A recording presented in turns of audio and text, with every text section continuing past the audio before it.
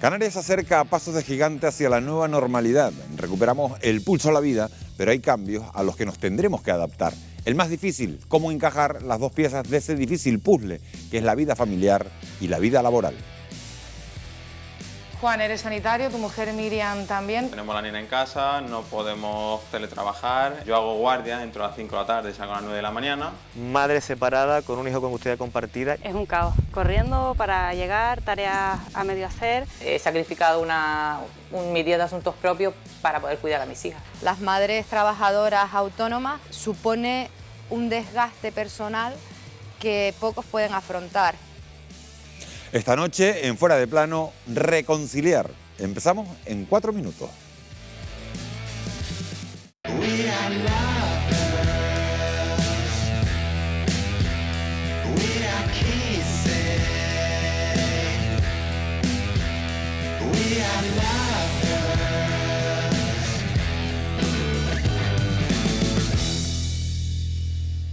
¿Qué tal? Buenas noches. La conciliación de la vida familiar y laboral ya era una asignatura pendiente en Canarias antes de la llegada del coronavirus, pero ahora el escenario se ha complicado todavía más. Tras meses de teletrabajo, muchos padres y madres tienen que incorporarse de nuevo a la actividad presencial, pero los colegios continúan cerrados y la oferta de actividades infantiles de cara al verano es escasa. ¿Qué hacemos entonces con los niños? Pero además de todo eso, además de los menores, hay personas que tienen dependientes a su cargo. ¿Cómo compaginar en este nuevo escenario el trabajo con sus cuidados? En tan solo unos minutos les vamos a ofrecer un completo reportaje en el que abordaremos estos temas, pero antes quiero saludar ya a nuestros invitados de esta noche. Nos acompañan una semana más Jonathan Márquez, que es economista, Luis Ortigosa, que es presidente de la Sociedad de Pediatría en Canarias. Nos acompaña también Esther Martín, de Comisiones Obreras, y Juan Ramón Santana, que es presidente del Colegio de Farmacéuticos de Las Palmas. Bienvenidos, muchas gracias por acompañarnos. Sé que algunos de ustedes tienen hijos en edad escolar. ¿Cómo han llevado estos meses? ¿Se han compaginado bien? Yo no tengo hijos en edad escolar, tengo un nieto en edad escolar y sé que efectivamente a partir de mediados de marzo hubo un problema importante, porque los padres se tuvieron que quedar en casa y el chico se tuvo que quedar en casa y hubo que hacer una escuela virtual. Y eso hizo una sobrecarga en la familia, pero generó una nueva dinámica que quizás podamos sacar enseñanza ahora en estos próximos meses. Con lo cual, bueno, pues es lo que ha habido. Yo creo que todas las familias lo han vivido, unos mejor y otros peor, pero yo creo que han sacado adelante la parte que esos niños tenían que hacer de colegio. Tenemos más edades porque tenemos, Esther, son 9 años. 9 años el sábado, que ya hace 45 días que viene contando. ¿Cómo se ha llevado? ¿Te ha tocado hacer tareas? A ver, es cierto que esta pandemia ha agravado ya los problemas que arrastrábamos referentes a la conciliación. Pues ha sido bastante complicado. En mi caso, el teletrabajo y compaginarlos con las actividades de mis hijos y hacerle un seguimiento ha sido bastante duro. Y aún así, en este espacio de tiempo, creo que se ha podido solventar un poco entre aquellas personas trabajadoras pues que estaban en expedientes de regulación de empleo temporal, bueno, y se ha podido compaginar. El problema es que va a ocurrir a partir del 24 de junio, cuando volvamos a la nueva realidad y vayamos incorporándonos a nuestros puestos de trabajo de forma paulatina. Y ahí posiblemente, si no se toman las medidas apropiadas, las mujeres fundamentalmente volveremos a ser las más perjudicadas, porque tendremos que abandonar pues nuestra trayectoria profesional para poder hacernos cargos una vez más de nuestros hijos, de nuestras hijas, incluso de nuestros familiares dependientes. Antes de ir a ver el reportaje, me gustaría conocer también la opinión, Juan Ramón. Bueno, yo tengo que confesar que mi actividad pues no me permite estar mucho en casa, ¿no? En las farmacias hemos tenido un papel esencial en esta crisis, hemos tenido que estar continuamente en la farmacia, y quien ha resuelto, como dice Esther, la papeleta en casa ha sido mi mujer, ¿no? Efectivamente tengo niños en edad escolar y todas las noches mi mujer me cuenta todas las actividades que ha tenido que hacer con mis hijos para poder sacar todas estas tareas que la educación telepresencial pues les ha encargado a los niños. Bueno, y le está dando un poquito la razón a Esther, de que han sido las mujeres las que al final han cargado más con esa parte, por lo menos en casa de Juan Ramón.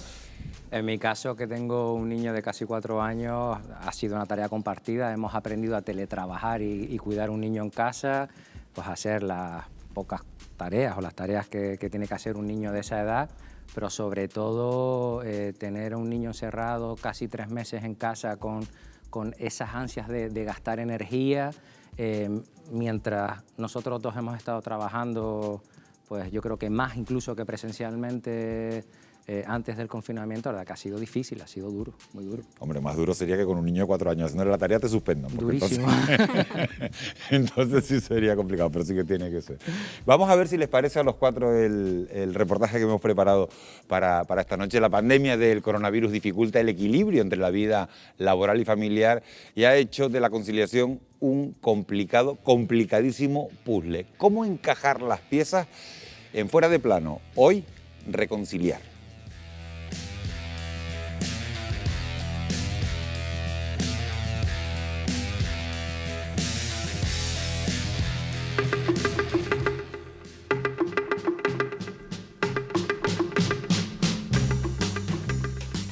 No ha sido fácil tras un largo encierro con clases a distancia y aulas vacías. Pero continúa un complicado puzzle. Acaba el curso y de nuevo habrá que encajar piezas esenciales, la del trabajo y la familia.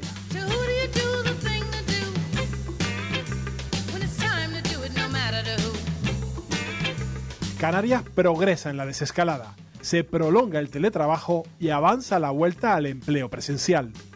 Y a las puertas del verano, sin la oferta habitual de actividades para los más pequeños, las piezas serán más difíciles de ensamblar.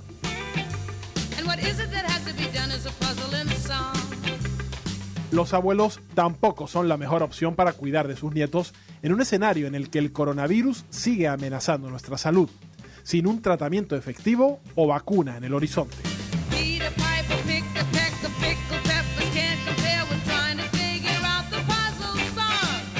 Un horizonte en el que también se multiplican las dudas para los que, además de trabajar, deben hacerse cargo de sus mayores dependientes. Muchos centros de día siguen sin abrir y los que lo han hecho tienen limitaciones.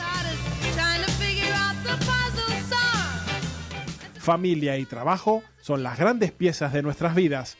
Encajarlas nunca ha sido fácil, pero la pandemia está complicando todavía más poder completar este puzzle.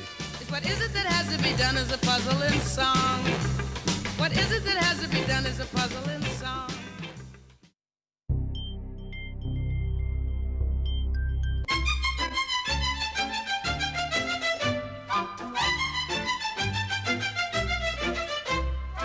Trabajar ha sido una ardua tarea en estos meses, sobre todo para aquellos que han tenido que compartir oficina con los más pequeños. Madres y padres han sobrellevado la situación esperando la reapertura generalizada de los colegios, algo que finalmente no ha ocurrido. Sábado, 14 de marzo, Pedro Sánchez anuncia que en España se establece el estado de alarma por un periodo inicial de 15 días. ¿Cómo habrían reaccionado los padres de haber sabido en ese momento que sus hijos no volverían al cole hasta septiembre? Uf, 6 meses. Oh, Dios mío. Sería un caos tremendo. Imagínate tú cómo se puede estar con 5 o 6 niños en una habitación de 60 metros. Eso es, vamos. Usted imagínese un día en casa con la niña cuando se nos pone mala la guardería, nos deja la cabeza un poco saturada, imagínese. Es un poco surrealista. Te vuelves loco. Creo que si fuera de sopetón nos hubiéramos quedado todos muertos de la impresión. Trabajando duramente, trabajando sí. Si el coronavirus lo ha puesto difícil para los padres y madres que tienen la opción de teletrabajar, con la desescalada muchos deberán reincorporarse a sus puestos. Trabajando y va de luto, trabajando sí. Ana, mi amor, un poquito más bajo, por fin. A ver, niña, ¿qué estáis haciendo? Sí, estamos jugando. ¿Estáis jugando? Sí. ¿Cómo se está portando Mejía? Me voy un segundito a una reunión a la oficina, vengo enseguida.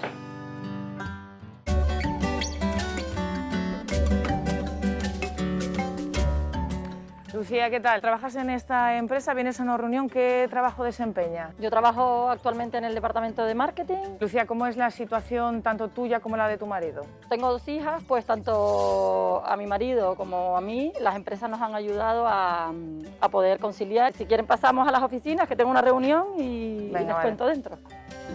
Lucía, la empresa te ha ayudado a esa conciliación familiar tan complicada que ha sido en la pandemia, ¿no? La verdad es que mi horario ha cambiado y la empresa en todo momento nos ha ayudado y nos ha facilitado a conciliar dándonos flexibilidad en los horarios y vamos pasando de fase, se van activando los trabajos y ahora ya tenemos que venir a alguna reunión presencial. Bueno, la conciliación pues se hace un poquito más dura. Bueno, Patri, te dejo que me voy a una reunión. Vale, Lucía, pues yo voy a hablar con la de Recursos Humanos. Venga, gracias.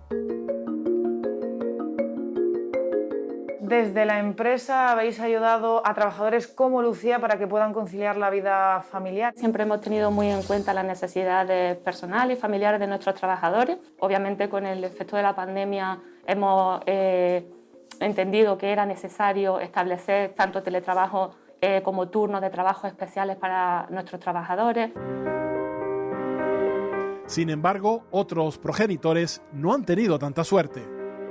Vamos a subir, Daniela, que mamá viene ya a trabajar y yo me tengo que ir, tengo que preparar el macuto que me voy de guardia.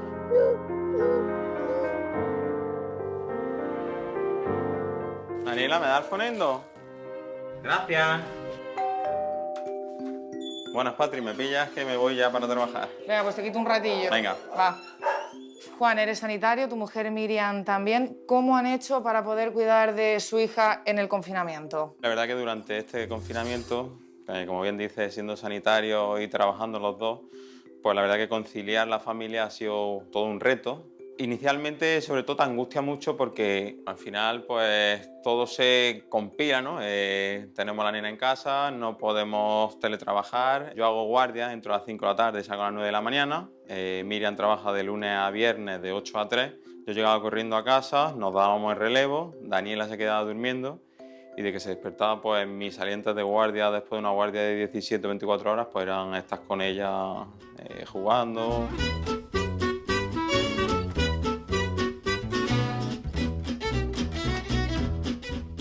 ¡Gente! ¡Que viene mamá! Miriam, llegas corriendo de trabajar porque el Juan se tiene que ir. ¿Cómo has llevado pues tener que trabajar cuidando de una niña? Mucho estrés porque cuando ella se despertaba, pues yo ya tardaba más en arreglarme, en recoger las cosas para irme a trabajar y eso sí me generaba un poquito de ansiedad. Vamos, no me voy, que llego tarde.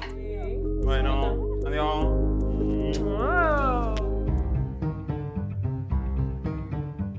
Pero la conciliación en tiempos de coronavirus ya se convierte en misión imposible para muchas parejas separadas o divorciadas. Hola, ¿qué tal, Pablo? Llegando de trabajar. Llegando. Madre separada, con un hijo con custodia compartida, ya te ha tocado volver al trabajo. ¿Cómo estás haciendo en estos momentos para poder conciliar? Es un caos. Es un caos porque a pesar de tener la ayuda de sus padres, familias por ambos lados, abuelos, como ves, corriendo para llegar, tareas a medio hacer, entonces no es fácil. Pero yo tengo la gran suerte de que por ahora no viajo, que es parte de mi trabajo, por lo tanto ya con eso me facilita bastante el poder por lo menos tomar la tarde-noche para las tareas de él. ¿Y en estos momentos con quién estás dejando al niño? Principalmente con mis padres, porque salgo al trabajo y ya directamente se quedan con ellos, que son los que llevan la lucha de cuando se pone a primera hora a hacer la tarea. Yurena, supongo que tu hijo estará deseando que llegues a casa. ¿Qué te parece si vamos y así veo si puedo hablar con alguno de tus padres? Sí, claro que sí. Hola. Hola, gordo. ¿Cómo estás? Bien. Don José, ¿cómo está usted llevando toda esta situación? Bueno, un poco complicada, pero bien, en lo que cabe bien. Darío, ¿y tú cómo estás llevando toda esta situación, el que mami haya vuelto al trabajo? Pues bueno, me cuesta un poquito porque ahora ya no me puedo ayudar tanto, pero si tengo alguna duda busco la solución y si no, cuando venga mi madre me ayuda. Vale, gracias. Adiós. Damián Galván, eres experto laboral. ¿Qué cambios son necesarios ahora para que las empresas y trabajadores se adapten a la situación que viene? Si hablamos desde el punto de vista estrictamente jurídico-laboral, los cambios pasan por la voluntad de las partes de alcanzar acuerdos y adaptar las verdaderas circunstancias. ¿Y qué hacer en los casos en los que los progenitores no puedan teletrabajar? Se deben llegar a acuerdos individuales o incluso a acuerdos que establezcan líneas marcos con los representantes de los trabajadores en cada momento. Si no hay acuerdo, sí que hay mecanismos que se pueden exigir a las empresas que se implementen y se lleven a cabo, pero que puedan tener un efecto en la retribución de los trabajadores, como puede ser la reducción de jornada por cuidado de hijos hasta 12 años. Mujer, mujer divina. El peso del hogar y del cuidado de los hijos recae mayoritariamente en las mujeres. Si no se establecen medidas urgentes de conciliación, seguirán siendo las grandes perjudicadas. Mujeres. Maite, ¿cuál está siendo la nueva realidad de muchas madres? Realmente seguimos siendo nosotras las principales responsables de las tareas doméstico-familiares, seguimos siendo nosotras las que estamos asumiendo esa carga mental de llevar el seguimiento, ¿no? de toda la planificación y gestión de todas las tareas doméstico-familiares. Es verdad que en esta nueva realidad, durante el confinamiento, estas tareas han aumentado, han sido más intensas y por lo tanto también ha aumentado nuestro nivel de carga mental, nuestro nivel de agotamiento y nuestro nivel de culpabilidad por no poder llegar a todo de forma como nos gustaría o como nos hubiera gustado, ¿no? ¿Quién tiene la responsabilidad de mejorar la conciliación familiar? Creemos que requiere una vez más del compromiso y la corresponsabilidad social. Necesitamos que el Estado esté fomentando, implantando medidas urgentes. Zoe, ¿vamos a merendar? ¿Sí? ¿Quieres merendar? Venga. Hola. Hola, Belén. Pasa, Patri. Gracias.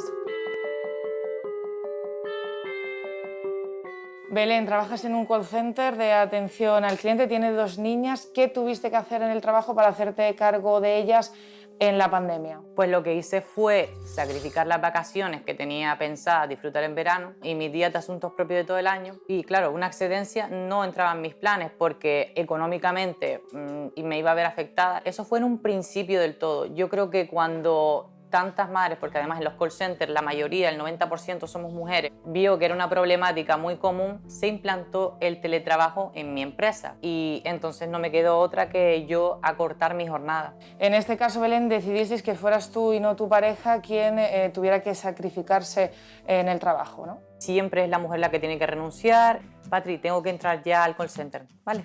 Venga.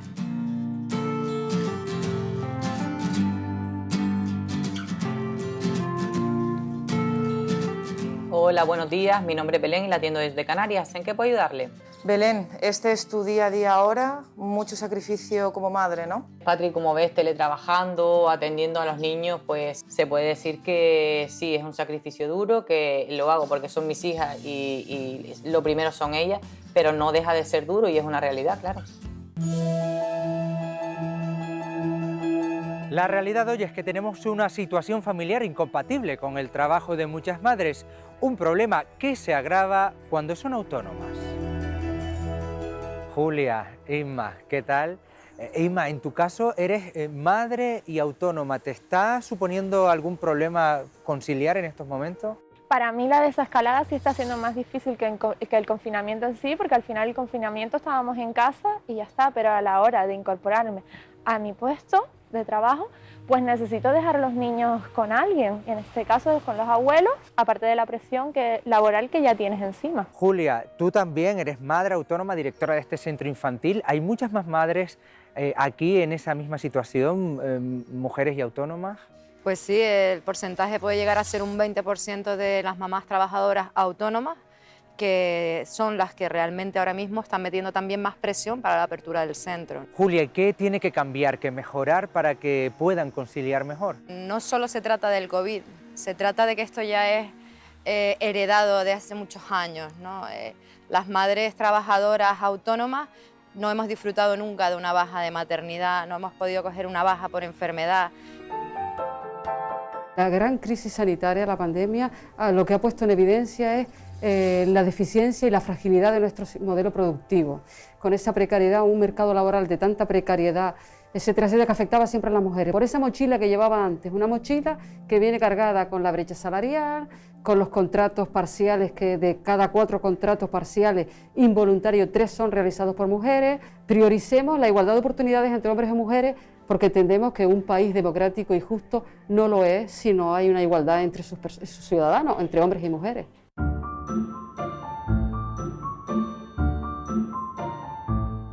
Vamos a convivir con el teletrabajo durante un tiempo.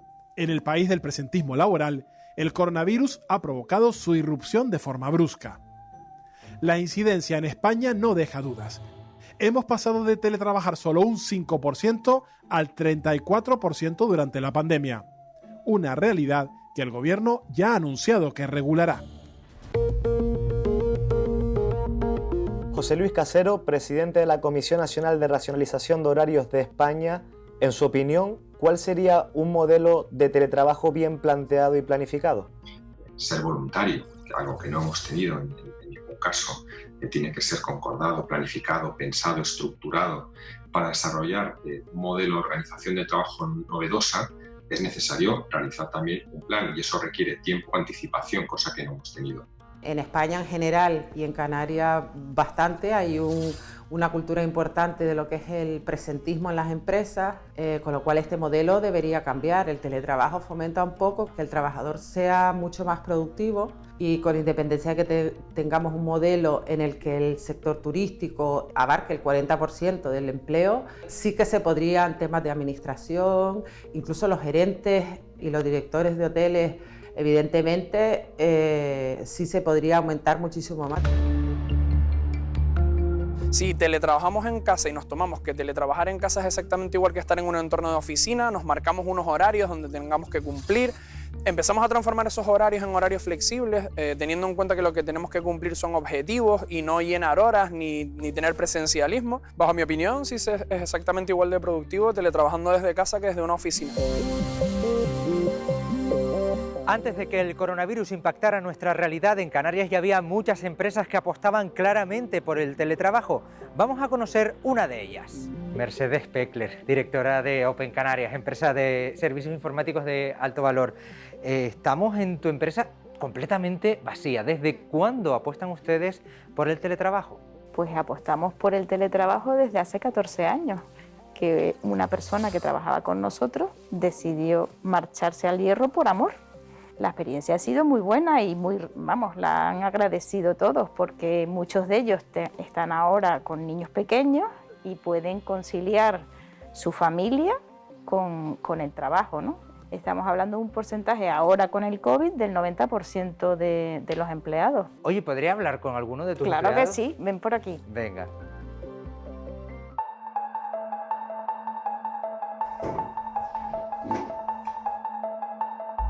Hola Arturo, ¿qué tal? Oye, tienes 2 niñas, en tu caso, ¿cómo se lleva la conciliación gracias a una empresa como esta que ya venía apostando por el teletrabajo? Pues la conciliación es más fácil de llevar gracias al teletrabajo, porque primero nosotros casualmente residimos a escasos 5 minutos caminando del colegio. Eso quiere decir que podemos llevar a las niñas y no tenemos ninguna necesidad de andar cogiendo coche para luego desplazarnos al trabajo, etcétera, etcétera. Levántate ya, bongo, que tienes que trabajar. España es uno de los países europeos en los que más horas se trabaja. El tiempo que dedicamos está por encima de Alemania o Dinamarca. Esto provoca que España concilie peor y de ahí que las escuelas infantiles se hayan convertido en un bien de primera necesidad.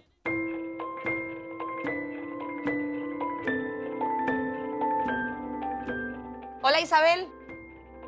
Buenos días. Buenos días. Para entrar con el nuevo protocolo te tienes que quitar los zapatos, te voy a tomar la temperatura y limpiarte las manos con el gel. Muy bien. Muy bien, ya podemos pasar. Ahora podemos pasar. ¿Qué ha sido lo que les ha llevado a ser uno de los primeros centros en abrir?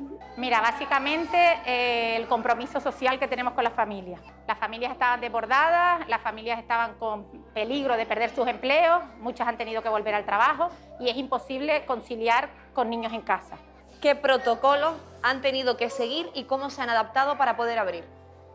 Bueno, principalmente nos hemos sentado eso con las agencias de protección de riesgos laborales. Ellos cada media hora se lavan las manos, continuamente ellas tienen unos paños con desinfectantes, le pasan a las mesas, a las sillas, a los juguetes. Luego, la hora del comedor están sentados, mesas separadas. Las tronas las hemos tenido que separar para evitar que ellos se puedan pasar algún cubierto. ¿Cuáles son los criterios que ustedes han tenido en cuenta para seleccionar a los niños teniendo en cuenta que el aforo ha bajado a la mitad? Mira, principalmente los padres más necesitados son aquellos que trabajan presencial o que por algún motivo en familias monoparentales o que los padres están teletrabajando en casa. Muchos padres se preguntan, ¿van a abrir este verano? Sí, por supuesto. Nosotros ahora somos el soporte vital para los padres poder trabajar. Está tocando una madre. Vamos a abrir por aquí. Venga, te acompaño. Hola, princesa, ¿cómo estás? ¿Cómo estás? Vamos a ver si estás estupenda. Dile adiós a mamá. Dile adiós, mamá. Hasta después. Elena, madre de Carmen, ¿ya has dejado a la pequeña y ahora toca ir a trabajar? Sí, estoy trabajando y bueno, yo estoy sola con la niña, así que ahora corriendo a trabajar. Es lo que hay que sacar el país adelante. La falta que hacen las ayudas de los colegios, de escuelas infantiles, es fundamental, sobre todo para la ayuda a conciliar la vida familiar. A falta de políticas efectivas de conciliación, durante el curso escolar los colegios han sido la solución más allá de su papel educador. Martín, ¿cuál es el papel que juegan los colegios, las escuelas en la conciliación familiar? Bueno, entendemos que los colegios tienen una función subsidiaria que posibilita y apoya a la sociedad para que siga su ritmo. Necesitan ese apoyo y esa flexibilidad del colegio, ¿no? Muy bien, pues este es un aula, en concreto de segundo y bachillerato C, donde ya estos días han tenido lugar las primeras clases de repaso, de refuerzo. Se está poniendo más de manifiesto esta importancia de que los alumnos vayan volviendo cuando se pueda a las escuelas y de que las empresas, de que los trabajos vayan, si Dios quiere, volviendo a la normalidad, ¿no? Porque esta situación un poquito híbrida quizás es más confusa y más complicada también para la familia. Si los colegios forman parte esencial de la conciliación gran parte del año, también las actividades de verano han encajado hasta ahora en el puzzle que armoniza la vida familiar y laboral.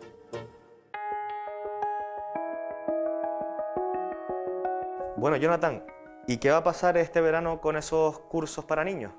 Pues nosotros mantenemos la misma organización y estructura que ya teníamos en otros veranos, pero también con menor aforo. En este aula, por ejemplo, caben 10 personas y solo vamos a poder poner a 6, como mucho. Vamos a tener siempre un hueco entre medio entre ellos. Siempre tendremos la incertidumbre de que a lo mejor haya horas de que no tengamos a nadie. Entonces, ahí está el miedo. Lucía, a ver, ¿cómo llevas el refuerzo de matemáticas? Bien. ¿Sí? Sí. ¿Lo tienes controlado? Sí. ¿Sí? Hola, Patri. Vanessa, ¿qué tal? Aquí estoy estudiando con Lucía. Vanessa, esto que está haciendo tu hija, un refuerzo de matemáticas, de varias asignaturas, algo que antes también hacías en una academia, pero ahora como ha cambiado todo... Pues ya la metía en una academia y realmente ahora con toda la situación que está pasando, para no perder su rutina diaria académicamente, pues prefiero que venga un profesor y mucho más seguro para ella y para nosotros. Pues nos beneficia que ella tenga sus actividades para nosotros también. Yo trabajo y realmente necesito tiempo para poder dedicar a la casa, a dejar todo organizado para irme a trabajar. Los campamentos y las ludotecas también son una herramienta de conciliación para las familias con niños durante el verano. ¿Tendremos ahora esta opción?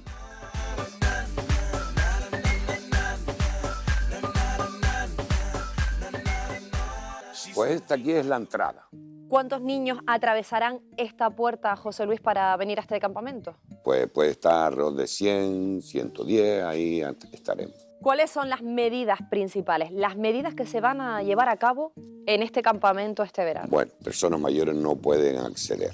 ¿Esto va a estar vallado? Sí, eso tiene la valla, se cierra y estará cerrado. Luego aquí se le toma la fiebre a los niños. Una monitora, van poniéndole el gel en las manos. Las monitoras, por supuesto, todas tienen que tener las pruebas hechas como que no son portadores del COVID-19.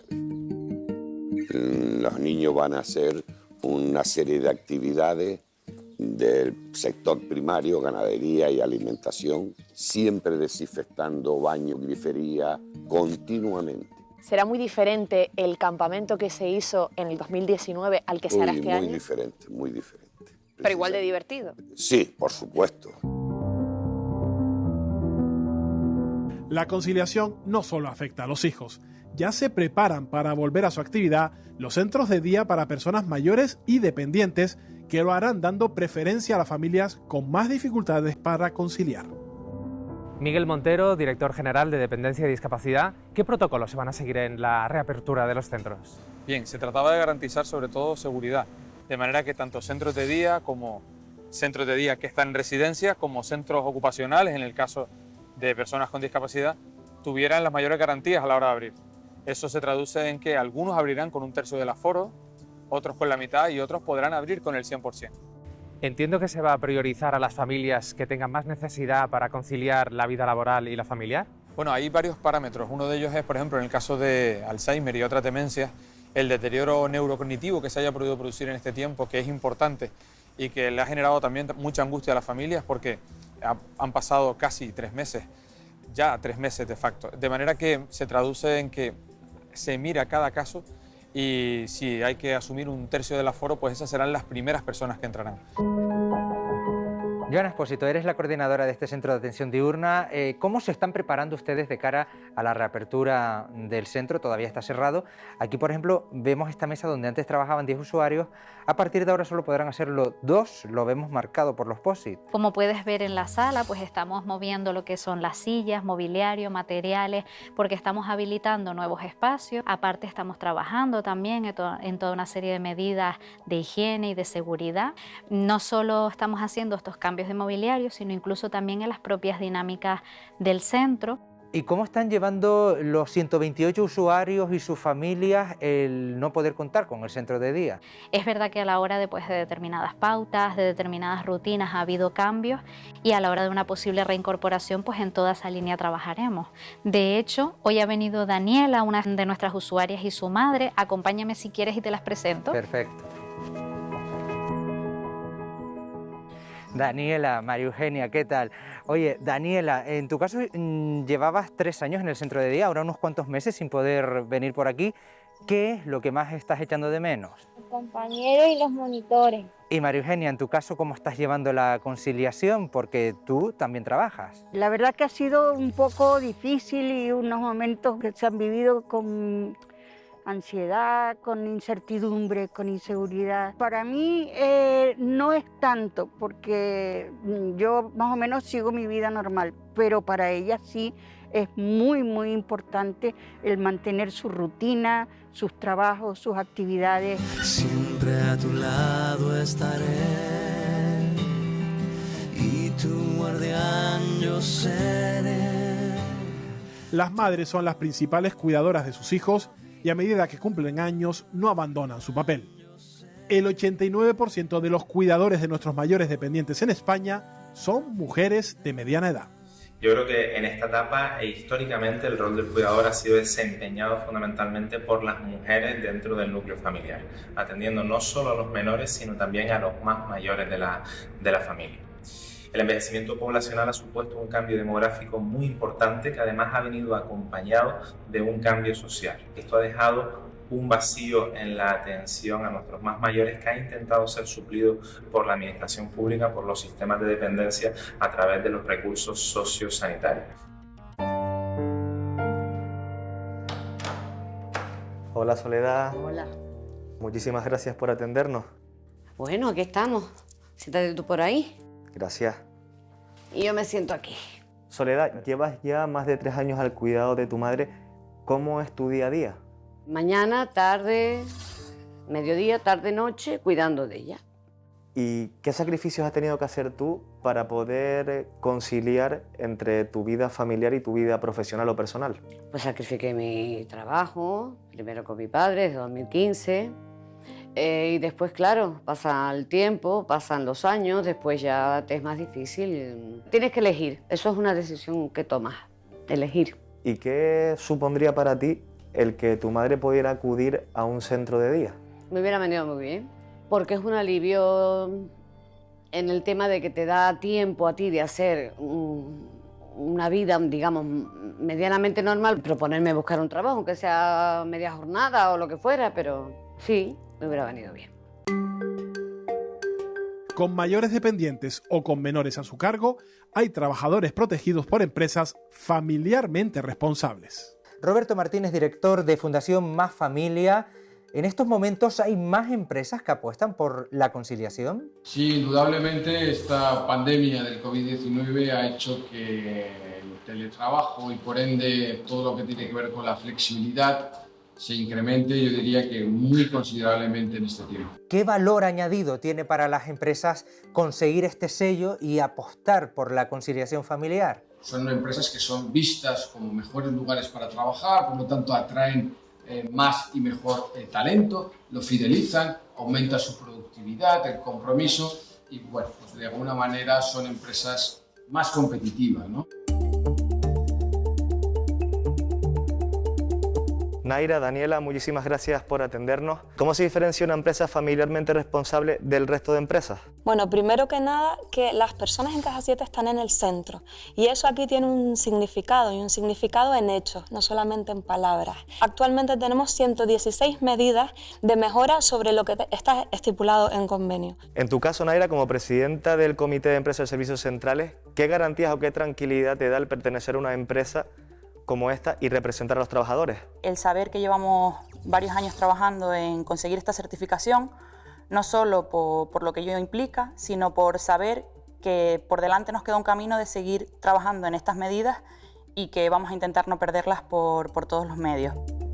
Pilar, ¿de qué beneficios o ventajas disfrutas tú siendo empleada de una empresa como Caja 7? La principal ventaja es mi faceta de madre.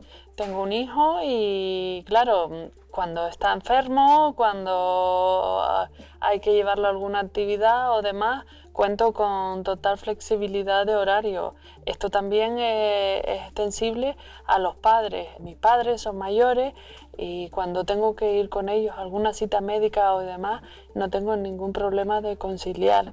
Tengo una flexibilidad total. Lamentablemente, las empresas adheridas a este tipo de iniciativas siguen siendo minoría, a pesar de los beneficios que se obtienen gracias a la conciliación. Lo que conseguiremos es que la familia sea más cohesionada y para que el futuro de los niños sea una relación más estable, segura, porque al fin y al cabo los padres actúan como modelos y al fin y al cabo conseguir que la sociedad en un futuro tenga mayor estabilidad mental y una mayor salud en general. La pandemia también pasa una elevada factura a la conciliación. La vida familiar y laboral no encajan. Y en momentos tan difíciles, otras piezas como las empresas y las administraciones tienen el reto de completar el puzzle.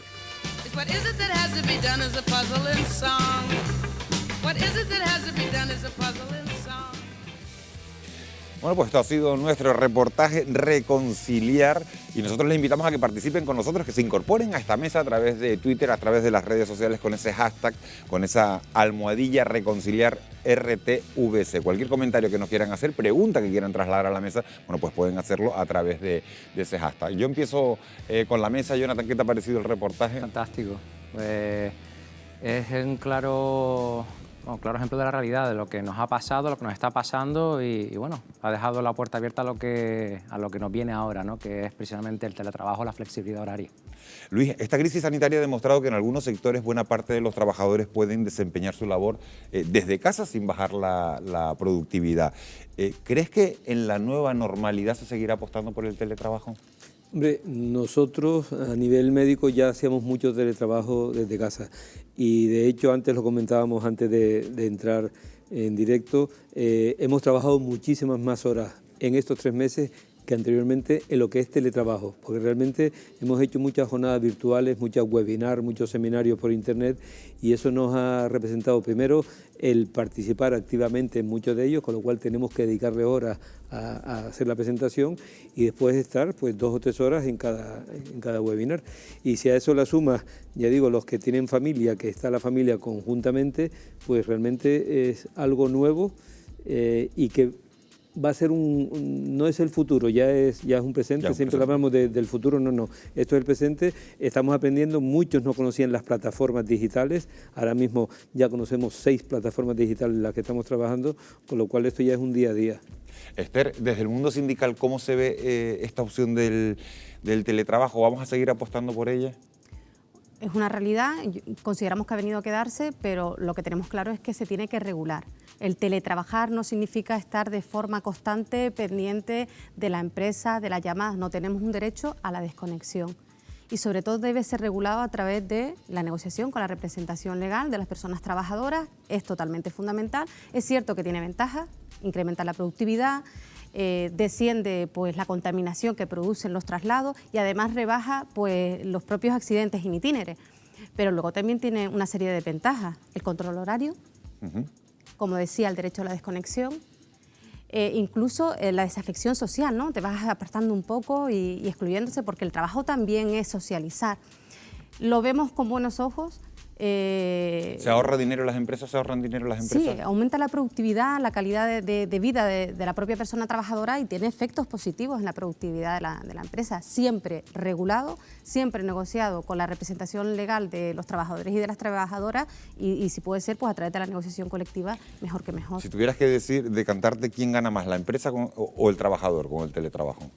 Vamos a decir que a la empresa, a ver si se animan y los podemos llevar más a cabo. Juan Ramón. Sí. Bueno, vamos a ver. Desde luego, la actividad que nosotros realizamos es muy difícil el teletrabajo, pero sí que hemos descubierto que la teleformación o los temas que tienen que ver con la formación pues son muy interesantes hacerlos con este tipo de instrumentos que acabamos de descubrir masivamente los colectivos sanitarios.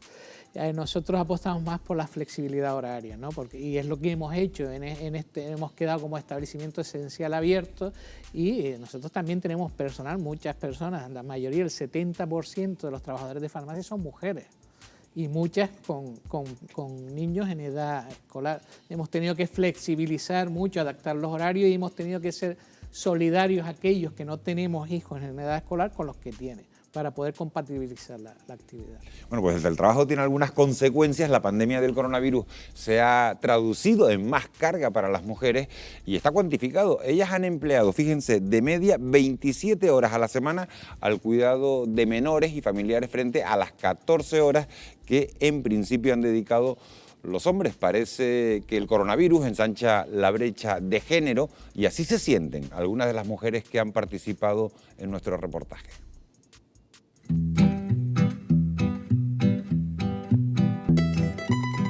Las familias estaban desbordadas, las familias estaban con peligro de perder sus empleos, muchas han tenido que volver al trabajo y es imposible conciliar con niños en casa. Con el ordenador, con las llamadas de teléfono, las reuniones. Tendría que haber políticas de conciliación precisamente para que no ocurra esto, ¿no? Al final en cada familia se produce un pequeño caos cada vez que necesitamos incorporarnos a trabajar. Muchas de ellas están asumiendo reducciones de jornada que supone una pérdida salarial y otras están directamente abandonando el mercado laboral temporalmente o de forma permanente para poder cuidar.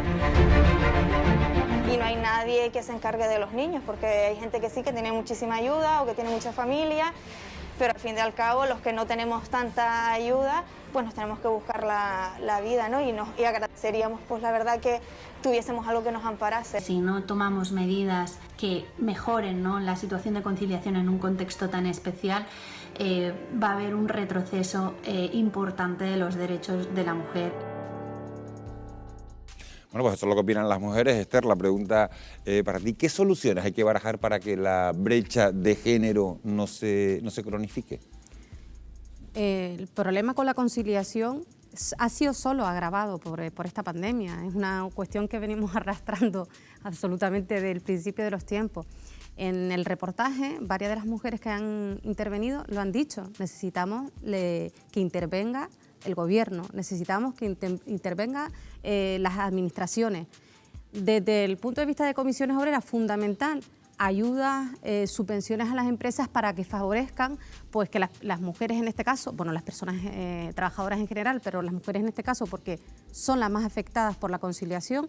9 de cada 10 son las que pues, piden excedencia, reducen sus jornadas pues, para cuidar hijos, hijas, familiares dependientes y por lo tanto esa brecha de género se amplía.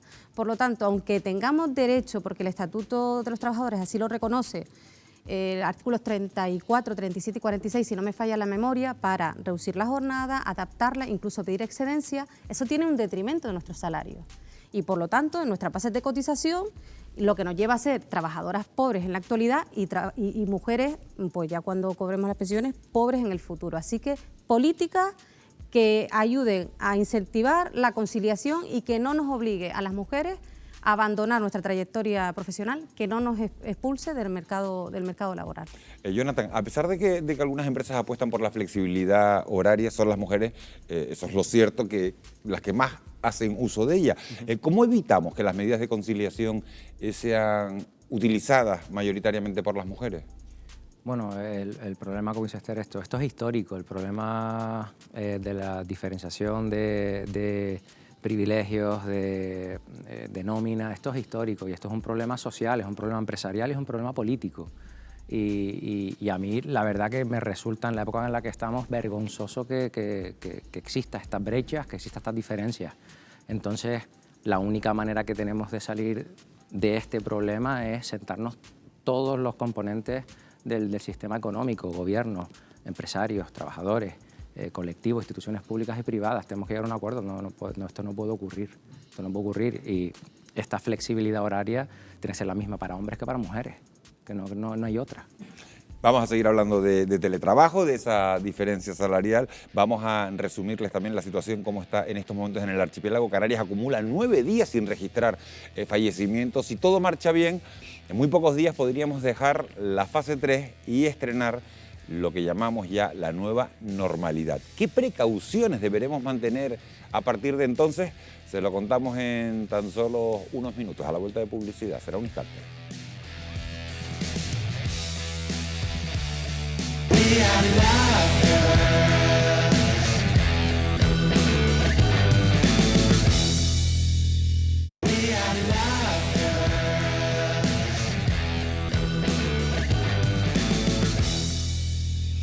11:10 de la noche, seguimos en Fuera de Plano hablando del control de la pandemia en Canarias, que sigue avalada por los buenos datos. Además de acumular 9 días sin fallecidos, en estos momentos solo hay 95 casos activos, de los que apenas 19 permanecen hospitalizados y de ellos 3 se encuentran, eso sí, en la UCI. Los datos, por tanto, invitan al optimismo, pero ahora el reto, Wendy Fuentes, muy buenas noches, es evitar rebrotes. Así es, esa es la principal preocupación de las autoridades sanitarias. Como decías, evitar el rebrote del virus es la obsesión de los organismos sanitarios en esta etapa de desescalada. Y el principal temor está por encima de otros, en los espacios cerrados. De hecho, y según la Organización Mundial de la Salud, esos lugares fueron los escenarios que más contribuyeron a la transmisión de la pandemia. ¿Y qué otros factores de riesgo se unen en estos espacios cerrados? Pues básicamente 2. La concentración de personas y el contacto cercano y prolongado. Un cóctel muy peligroso para que triunfe un rebrote. Vamos a situarnos ahora en algunos de los lugares más comunes de nuestra vida cotidiana. Empezamos por el trabajo y nos ponemos, por ejemplo, como este que sucedió en Corea, donde saltó la alarma por varios contagios en un edificio de 19 plantas. Al indagar sobre el origen del foco, y a pesar de ser una zona donde se movían a diario más de 1000 personas, se detectó que todos los positivos se concentraban en una única sala de una de las oficinas. Tenemos que seguir utilizando mascarillas, tenemos que seguir manteniendo esa distancia social, tenemos que seguir manteniendo esas condiciones higiénicas, tanto personales como del material de oficina. A ser posible, siempre hay que teletrabajar. Si no es posible teletrabajar, hay que organizar turnos para estar la menos gente reunida que sea posible en el menor espacio de tiempo posible. Otro de los escenarios cerrados que utilizamos diariamente es la guagua o el tranvía, donde ahora el aforo permitido es mayor y ya se pueden ocupar todos los asientos. En este caso, las mascarillas se convierten en el auténtico escudo de defensa para evitar contagios. Pero cuidado, también en el coche privado cuando lo compartimos con personas con las que no convivimos. En este supuesto, y además del uso de mascarillas, hay que poner especial atención en el aire acondicionado y fijarse que no está en modo de recirculación. Es decir, o viajamos con las ventanillas abiertas o hay que asegurarse de que el climatizador toma el aire del exterior para que pueda renovarse el ambiente del vehículo. Y vamos ahora con otro escenario cotidiano, el interior de los bares y restaurantes, zonas donde se multiplican los riesgos. Además de un espacio cerrado, hay un mayor y prolongado contacto entre los comensales, camareros que traen la comida, objetos como vajilla o cubertería y también el aire acondicionado. Un contexto en el que la mala ventilación se convierte en un factor muy peligroso. Como en el caso de los vehículos, hay que asegurarse también de que el aire no recircula, sino que procede del exterior. Se trata, por tanto, de evitar que las gotas que expulsamos al hablar queden suspendidas en ese ambiente. Pero sí el aire acondicionado puede diseminar mediante las corrientes de aire que provoca, puede diseminar las gotículas que hay en el aire. Esas gotículas que emitimos al estornudar o al toser y que pueden llegar a alcanzar varios metros. Las más pesadas tienen una trayectoria como de una bala y terminan bajando, pero las más pequeñas pueden permanecer en el aire durante un tiempo. Como ven, nuevas situaciones con la desescalada, pero también nuevos riesgos a los que hay que estar muy atentos, Miguel Ángel, y prestar especial atención, como decíamos, al aire acondicionado, a los espacios cerrados y a ese contacto con otras personas en un tiempo determinado, ¿no? Muy prolongado. Hay que tener mucho cuidado porque esto supone un riesgo. La verdad es que hasta ahora lo hemos hecho todo bien, o parece que lo hemos hecho bastante bien. Luis Ortigosa, que se mueve en el sector sanitario, parece que lo hemos hecho bien. Y el miedo es el rebrote. Canarias podría adelantar su entrada en la nueva normalidad. Con los datos que se manejan, ¿le parece a usted precipitado o...? No, yo creo que hay que seguir con las frases que siempre venimos diciendo en estos meses: tranquilidad y calma. Eso lo dice Salud Pública, lo recomiendan las autoridades sanitarias. Efectivamente, yo creo que el ejemplo que tenemos en Canarias es excelente, es decir, se han hecho las cosas bastante bien y realmente los datos que tenemos en esta semana es que se ha contenido perfectamente la diseminación de la enfermedad, con lo cual, pues probablemente a lo mejor en 2 semanas ya se podrá volver a esa normalidad que todos queremos, normalidad en colegios, normalidad, como antes comentábamos, en la utilización de campamentos en verano, normalidad en el regreso al colegio en septiembre. Eso es lo que todos deseamos. Lo que pasa es que cuando estamos hablando de esta epidemia, que estamos aprendiendo día a día de ella, pues a veces tenemos que ir tomando decisiones sobre la marcha, pero tienen que ser decisiones basadas en datos científicos que muchas veces no tenemos porque es algo novedoso. Pero ahora mismo, con respecto al tema de los colegios, por ejemplo, ayer el Ministerio de Sanidad emitió un documento importante para ser consensuado hoy en la conferencia sectorial que ha habido de educación para intentar llegar a septiembre en las mejores condiciones posibles. Con lo cual, ojalá y no demos ningún paso atrás, y para eso tenemos que seguir diciendo lo que ya se está diciendo: distanciamiento físico, utilización de mascarillas, sobre todo en lugares cerrados, y buena higiene de manos y respiratoria. Pero para los que no somos médicos hay algunas cuestiones que nos cuesta, Luis, entender. Por ejemplo, en el informe hemos visto la facilidad con la que se pueden producir nuevos focos de contagio. Uno de los ejemplos que nos ponía nuestra compañera Wendy Fuentes eran las guaguas y los tranvías, precisamente en los transportes públicos. Se va a poder viajar con todos los asientos ocupados y, sin embargo, cuando se habla de los teatros y de los cines, se habla con que hay que mantener un espacio y determinadas distancias. ¿Es congruente esas dos medidas de que en el transporte público sí se puedan ocupar todos los asientos y en los teatros y en los cines haya que mantener una distancia? Yo personalmente no veo la congruencia. Yo compré unas entradas para el Teatro Leal para el próximo jueves para ir con mi mujer y me han dado con 3 asientos en medio. Mientras que efectivamente lo acabamos Si van en la guagua pueden ir juntos. Efectivamente, yo no lo entiendo. Juan Ramón.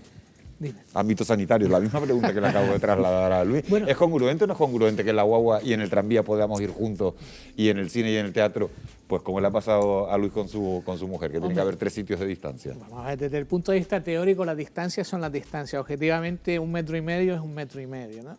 Otra cosa es que por cuestiones de operatividad o por otras cuestiones, pues manteniendo, digamos, medidas complementarias, pues las autoridades entiendan en este momento que se pueden desarrollar esas actividades de esa forma, ¿no? Pero bueno, vamos a ver, complementando lo que decía Luis, vamos a ver, algo bien habremos hecho en Canarias, refiriéndome al control de la epidemia. Fuimos la primera comunidad que detectó un caso y fue la primera comunidad que tomó medidas espectaculares. Y somos ahora mismo la comunidad que menos casos tiene. Algo bien hemos hecho, sobre todo el personal sanitario o los responsables sanitarios que han tomado estas decisiones. Eso nadie lo discute. Eres farmacéutico. El ozono ha sido uno de los productos más publicitados en las últimas semanas. Muchas empresas aseguran que la limpieza con esta sustancia elimina por completo el coronavirus. Sin embargo, los científicos insisten en que su eficacia no se ha podido demostrar del todo. ¿Cuál es su opinión? Bueno, ¿sirve de algo desinfectar con ozono? Vamos a ver, vamos a intentar aclarar este punto que tiene su controversia. Efectivamente, el ozono se sabe que es un potente desinfectante. Se está utilizando en la actualidad para depurar aguas, en la industria alimentaria, para algunas cuestiones y tal. ¿Cuál es el problema? ¿Cuál es la controversia que hay en estos momentos? Sobre todo, está ahora mismo en estudio en la Unión Europea si tiene propiedades viricidas, si es capaz de matar el virus. Eso ahora mismo se está analizando. Se está analizando si las tiene, a qué dosis hay que usarlas y si esas dosis son tóxicas o no. Claro, esa es la otra pregunta, si son nocivas para la salud. Claro, eso es lo que se está estudiando. Los científicos entienden que el ozono, aparte de ser un buen desinfectante, también es una sustancia irritante química que puede irritar a las vías respiratorias, a las mucosas que tenemos sin proteger, como los ojos, la boca o lo que sea. Ahí está la controversia. Ahora mismo están autorizados este tipo de máquinas, pero bajo la responsabilidad del que las fabrica, mientras se resuelva en Europa a qué dosis se puede utilizar como un viricida y si se puede hacer en presencia humana o no. Te vamos a poner casi en un compromiso y una pregunta que nos estamos haciendo todos. Con la nueva normalidad, las mascarillas nos van a seguir acompañando. Por eso queremos resolver las dudas que todavía se puede tener, que pueden tener muchos de nuestros espectadores, incluso uno mismo, yo no sé si el resto de tertulianos, sobre los diferentes modelos existentes y cuáles son las más recomendadas para cada uso. Así que con tu colaboración, si nos permite, Juan Ramón, vamos a salir de dudas. ¿Nos puedes explicar la diferencia? Veo que las tienes encima de la mesa, de las 4 mascarillas, de 4 de las mascarillas más utilizadas en estos momentos por la población. Bueno, de las mascarillas antes de la pandemia no sabíamos nada. Ahora después los farmacéuticos supongo que sí, muy ¿no? Muy poco. Ahora hemos hecho, o se podrán hacer verdaderas tesis doctorales sobre mascarilla, porque hay, hoy tenemos 4, pero hay muchos más tipos de mascarillas. Pero esas son las 4 más utilizadas ahora mismo por la población. Efectivamente, pero vamos, para que los telespectadores lo entiendan, hay 2 grandes grupos. En 1 minuto y medio nos tienes que contar la diferencia entre las 4. 2 grandes grupos. Una son las filtrantes, o los famosos EPI, que son los que protegen al que lo lleva, el mecanismo de protección, como esta. Son las famosas FFP2. Vale. Estas están, o la equivalencia en China, que es la K95, que es lo que verás que pone en los lados de esto, que son las que deberían usar el personal sanitario que está cercano a pacientes que pueden tener la enfermedad, o aquellas personas más vulnerables, como personas enfermas con patologías respiratorias, inmunodeprimidos, diabéticos, hipertensos. Estas deberían usarla este tipo de personas, ¿no? De estas hay varios tipos, pero no, como tengo 1 minuto y medio, ya vamos sobrados de todas maneras. Precio de esas en la farmacia, que he visto un montón. Ahora mismo no tiene precio regulado por el Ministerio, entonces está sujeta a la ley de oferta y demanda. Bueno, pero más o menos 5 euros, 6 euros. Vamos con la segunda, venga, que no me quiere decir el precio. Entre 4 y 5 euros o menos. Si se enfadan en el gremio, vamos con la segunda. Después hay otro gran grupo de mascarillas que son las mascarillas que llamamos de barrera o de protección, que protegen al que está enfrente. O sea, yo me la pongo y protejo a todos los que están aquí. Dentro de estas, a su vez, tenemos varios grupos. Tenemos las más conocidas, las quirúrgicas, que tienen varias capas y tal. Estas están también reguladas y controladas. El fabricante que las fabrica tiene que pasar por una serie de pruebas para garantizar que la eficacia de filtración bacteriana es la adecuada y que la respirabilidad es la adecuada. Estas te digo que son las quirúrgicas. Esas son de 90 céntimos en la farmacia. Vale. De precio máximo. Después, en esta crisis han surgido otras mascarillas. El gobierno ha, regulado las llamadas higiénicas. Higiénicas pueden ser de 2 tipos, reutilizables o no reutilizables. Las higiénicas, si bien no tienen que pasar todos estos controles del marcado CE o del organismo notificado, sí que tienen que cumplir una serie de especificaciones técnicas que el Ministerio ha sacado, diciendo qué materiales se pueden usar, cómo diseñarlas, en fin, una serie de cuestiones que se utilizan básicamente, las debe utilizar aquellas personas sanas, no las que estén enfermas, o estas, fundamentalmente o la FFP2 si son vulnerables. Pero estas higiénicas, ¿vale?, para intentar que las gotitas que antes salían en el reportaje no se transmitan a las personas. Esas son de tela, ¿verdad? Bueno, efectivamente, tienen un material parecido a tela, pero tienen varias capas. en la especificación técnica dice cuáles son los tipos de materiales. Hay unos que son el textil no textil, el TNT, que no sé exactamente qué es, pero seguro que tiene algo de esto. Vamos con la última. Y las últimas pues son las caseras, las que hace pues cada uno en su casa, que, hombre, algo protegen al evitar que salga el estornudo, como si te pones el codo, pero no sabemos la calidad que tiene esto, si cumple con los filtros adecuados, no sabemos exactamente lo que tenemos, no sabemos si estamos haciendo el efecto preventivo que se desea, lo que estamos alrededor, y tampoco sabemos si nos protege de lo que viene. Pues por lo menos nos ha quedado un poquito más claro cómo está la situación y lo más seguro, bueno, evidentemente, hasta feo estaría que no lo dijera el presidente del Colegio Farmacéutico, es comprarlas en las farmacias, la quirúrgica o la FPP2 y dejarnos de experimentos y a cada uno que haga lo que... No lo voy a decir. Bueno, ya lo he dicho, pero sé que lo que piense después cada espectador hará lo que considere. Vamos a hablar de otro asunto porque todavía el Gobierno de Canarias no ha permitido la apertura de bares de copas y discotecas a pesar de la entrada en vigor de la fase 3. Esta decisión, hay que decirlo, no ha sentado bien en gran parte de los empresarios del ocio nocturno, un sector que en Canarias, fíjense, cuenta con más de 1.300 locales y genera unos 10.000 empleos directos. Esta noche está con nosotros Israel Melián, que es propietario de la sala Chester en Las Palmas de Gran Canaria. Israel, muy buenas noches. El sector del ocio nocturno podría reabrir en teoría en la fase 3, sin embargo en Canarias no ha ocurrido así. ¿Qué ha supuesto para ustedes esta decisión? Muy buenas noches, Miguel Ángel. Inicialmente una decepción horrible, algo que no esperábamos, ya estábamos bastante incómodos con la situación que se nos planteaba de un 30% de aforo y ha sido un palo enorme cuando nos hemos enterado el domingo, el día siguiente, que Víctor Torres anuncia que el ocio nocturno no puede abrir. Para nosotros ha sido terrible. Hay una buena parte, Israel, del sector sanitario que ha mostrado su inquietud y a lo mejor por eso se ha tomado la decisión de la apertura de bares de copas y discotecas, ya que estos recintos dicen ellos que podrían ser foco de contagio. ¿Qué protocolos plantean ustedes seguir en el local? ¿Toma de temperatura, tal vez uso de mascarillo, reabrir o no la pista de baile?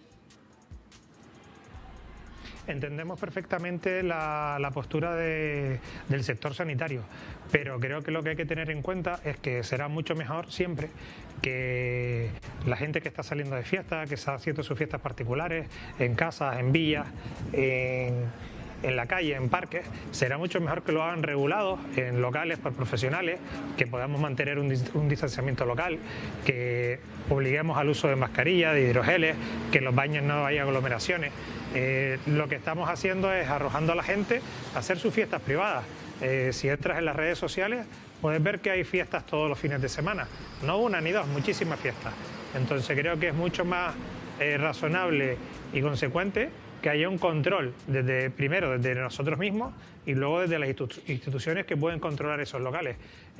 Abarcar todas las villas, playas, parques, es mucho más complicado. Y eso ya está pasando, lo hemos visto en muchos telediarios, botellones en parques, botellones en playas, fiestas que se hacen en casas. No entendemos la razón por la que se mantiene cerrado.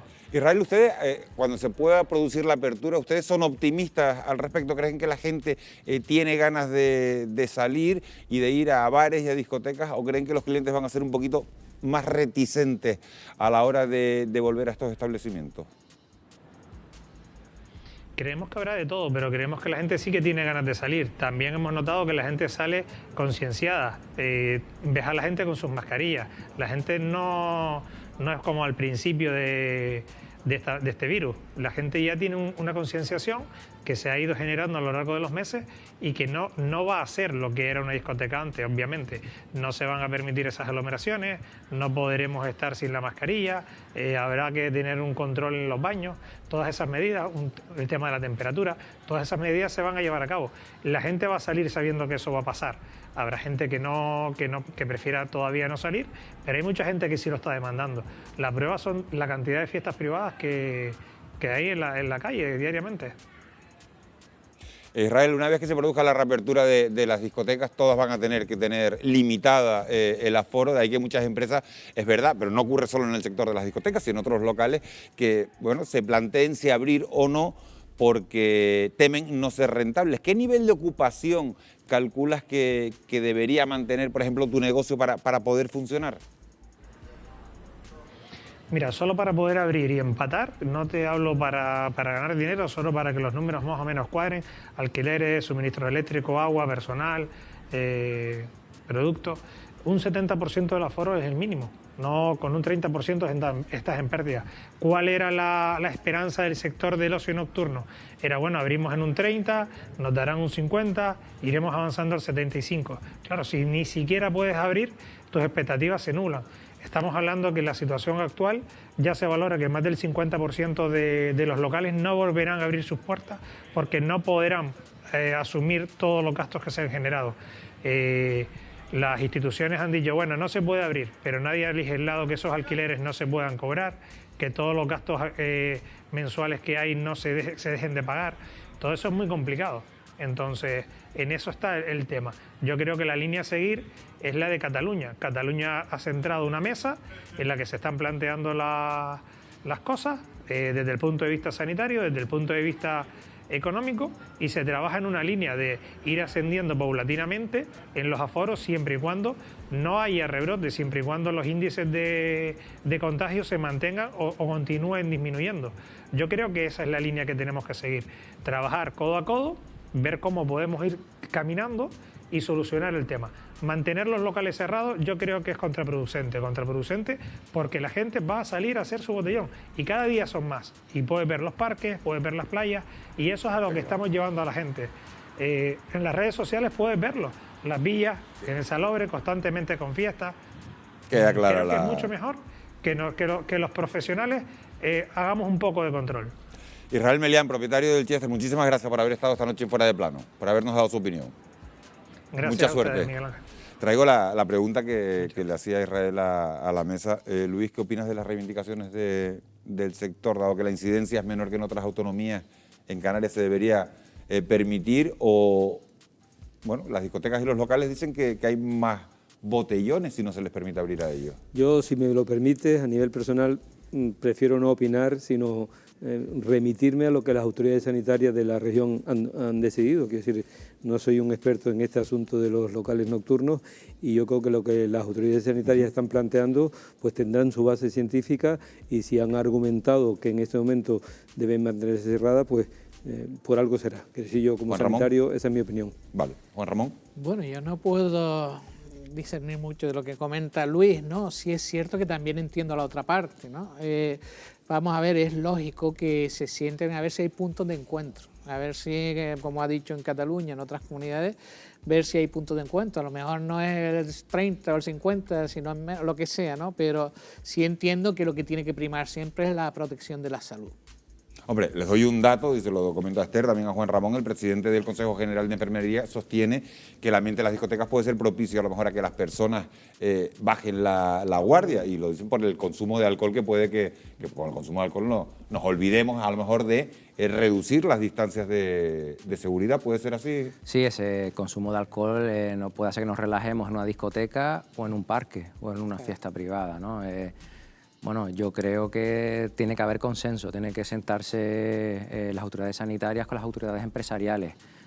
Sin duda hay que respetar lo que las autoridades sanitarias establecen como medidas necesarias a realizar, pero de la misma forma que no vemos incongruentes que en la guagua o en los aviones podamos ir sentados codo con codo, y porque no podemos estar tomando una copa codo con codo, pues respetando todas las medidas sanitarias que se exijan, ¿no? Yo creo que hay que sentarse y llegar a un consenso. Bueno, pues ese es el sector del ocio nocturno, pero hay más sectores que se están viendo afectados en esta vuelta a la normalidad. Los médicos llevan semanas advirtiendo de la peligrosa relación entre obesidad y coronavirus. Y a esto le sumamos que el sobrepeso tiene una alta incidencia en nuestro archipiélago y que el confinamiento ha provocado que muchos acabemos con unos kilos de más con la nueva normalidad. Será más importante que nunca retomar los hábitos saludables. Ir al gimnasio es uno de ellos. Muchos centros ya han reabierto. ¿Qué protocolos de seguridad están tomando? Un equipo de este programa lo ha comprobado.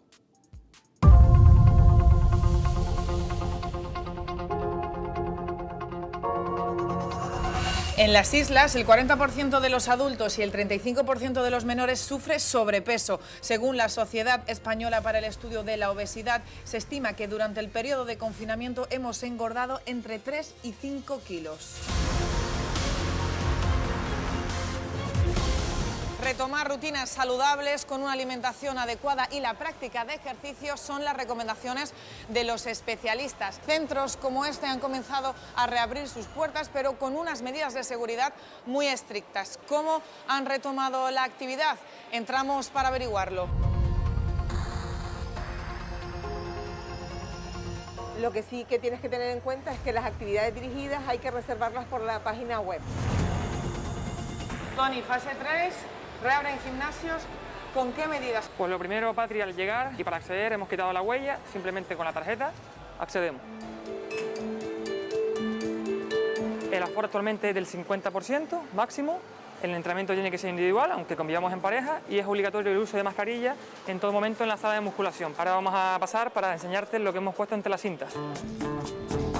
Hemos instalado las mamparas entre las cintas. En cuanto al resto de máquinas, lo que hemos hecho es separarlas 2 metros entre puntos de trabajo. También hemos puesto cada 4 o 5 metros en toda la instalación bobinas de papel y desinfectante para que cada cliente limpie su máquina o su material una vez termine el ejercicio. La principal preocupación actualmente es la seguridad.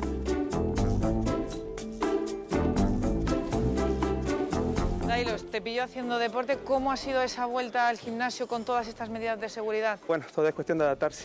Lo que más llevamos un poco los chicos que practicamos deporte es el tema de la distancia. Solemos ayudarnos y demás, y ahora nos vemos un poquito solos. 7, 8, 9... Bueno chicos, empezamos con sentadillas. Culo atrás, tronco recto, 10 repeticiones. Vámonos. 1. Jonay, veo que estás dando una clase dirigida. Ya se han reiniciado, pero ¿de qué manera? Hemos hecho unas marcas, hemos delimitado el espacio para cada usuario. Evidentemente, todo esto ha cambiado. Yo antes aquí era capaz de meter 20, 15, 20 personas y ahora solamente voy a poder meter 6. No puedes poner las clases muy seguidas una detrás de la otra porque tienes que limpiar colchonetas, desinfectar barras. Bueno, muchas gracias, tengo que continuar la clase. Chicos, cool de bíceps, vámonos arriba. 1, 2, esa es. Durante el confinamiento hemos visto la creatividad que muchos han tenido que desarrollar para poder practicar deporte. Ahora, cuando finaliza la desescalada, volvemos a los gimnasios y centros deportivos con la pretensión de retomar hábitos saludables y también bajar de peso, pero con nuevas normas, algo esencial para garantizar nuestra seguridad.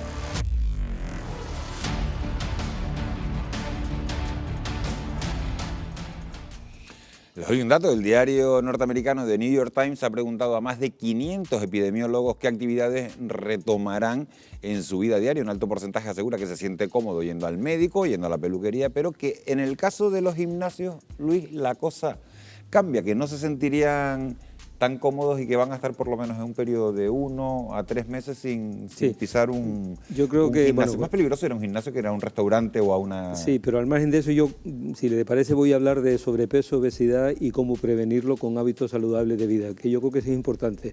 Y efectivamente, hemos estado 3 meses confinados, quizás no comiendo tan bien y haciendo muy poco ejercicio físico. Evidentemente, adultos y niños y adolescentes han cogido peso. Pero el problema no es de 3 meses, el problema es de años y saben ustedes que las cifras de sobrepeso y obesidad en niños y adolescentes rondan un 30, un 40%, con lo cual padres que nos estén oyendo y adultos que nos estén oyendo, para dejar la obesidad hay que hacer 2 cosas fundamentalmente, que es comer bien, estilo saludable de vida y hacer ejercicio físico.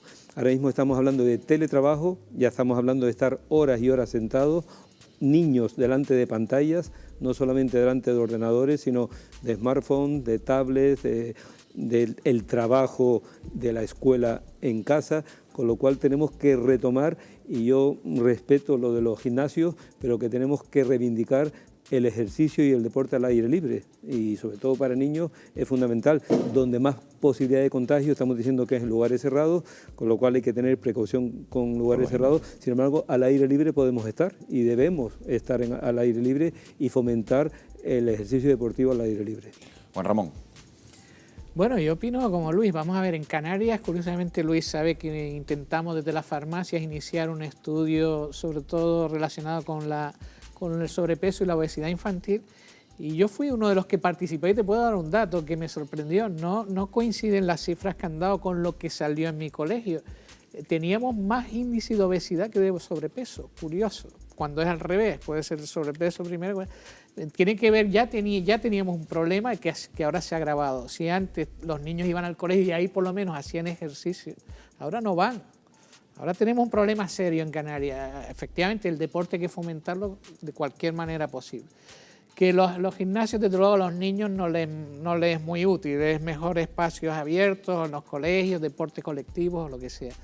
Pero bueno, las personas mayores, por ejemplo, mi mujer, que la he visto, ya se ha adecuado a hacer su propia gimnasia en casa. Tabla de gimnasia por videoconferencia. A lo mejor tendremos que ir acostumbrarnos a estos nuevos sistemas para evitar sitios cerrados. Claro, pero los niños tienen que socializar y lo ideal es deportes colectivos. Niños y adolescentes tienen que jugar entre ellos. Lo que pasa es que ahora estamos, lo que estamos diciendo, y la distancia física, tenemos que ver ese paso cómo lo damos, pero tenemos que no perder la perspectiva de que tenemos que aprovechar para seguir difundiendo estos estilos saludables de vida, comer bien y ejercicio físico.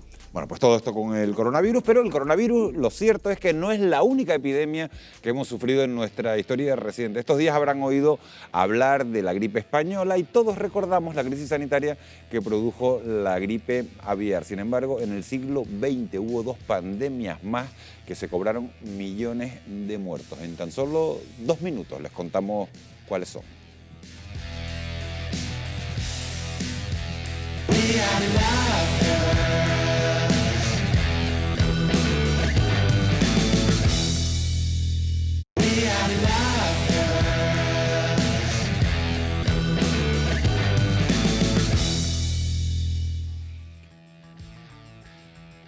Faltan apenas 18 minutos para las 12 de la noche. Seguimos en Fuera de Plano hablando cómo reconciliar la vida laboral. Recuerden que tienen un hashtag almohadilla reconciliar RTVC, si quieren darnos sus opiniones sobre el programa.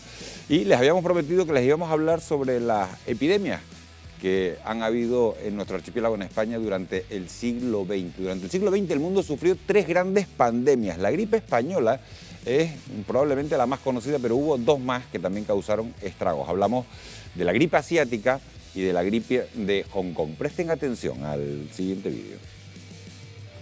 Aunque pueda parecerlo, no es la primera vez en la historia reciente que nos enfrentamos a una pandemia con efectos parecidos al coronavirus. Ha habido otros casos similares, aunque han caído en el olvido. Muchos han comparado la COVID-19 con la gripe española de 1918, que dejó 50 millones de muertos en el mundo, pero poco se habla de otras pandemias posteriores que por número y repercusión se parecieron mucho más a la actual crisis sanitaria. En 1957 tuvo lugar el brote de la gripe asiática. Se originó en el sudeste de China y causó 1,1 millón de muertos. En España murieron 10.000 personas. Hubo una morbilidad muy alta, pero la mortalidad fue muy baja. Con lo cual, bueno, es verdad que ya en esa época los efectos secundarios de los virus se resolvían con antibióticos, que ello tardó alrededor de 6 meses en llegar desde Asia, donde se generó, hasta el continente europeo y americano. El virus de la gripe asiática dio lugar a un subtipo que provocó la última pandemia del siglo XX, la conocida como gripe de Hong Kong en 1968. La gripe de Hong Kong tuvo varias similitudes con la que estamos viviendo ahora. Hubo mucha mortalidad en Estados Unidos y en Inglaterra. La tasa de contagios entre personal sanitario tuvo en torno al 20%. En una segunda oleada la situación fue más delicada, afectando, igual que está ocurriendo ahora, principalmente a personas mayores. Fuera de Asia, pocos recuerdan estas pandemias con rasgos tan similares al actual y que se produjeron hace tan solo 50 años. Dentro de otro medio siglo, ¿cómo será recordado el coronavirus? Se da la circunstancia de que tanto la gripe asiática como la gripe de Hong Kong salieron de China, al igual que ha ocurrido ahora con el coronavirus. Luis, ¿por qué salen todas de ahí? Y la gripe española salió también de China, aunque no se haya dicho. Es decir, la mal llamada gripe española, que fue en el año 1918, recuerden, porque los Basilio Valladares y Justo Hernández, que han sido los que han dado unos pinceladas muy interesantes sobre estas pandemias, pues esta primera gripe que enfermó a 1/3 de la población del mundo, que mató a más entre 50 y 100 millones de personas, y aquí en España fallecieron por esa gripe 1918-1920 200.000 personas. El 1% de la población española falleció por culpa de esa famosa gripe que, digamos, llegó de China.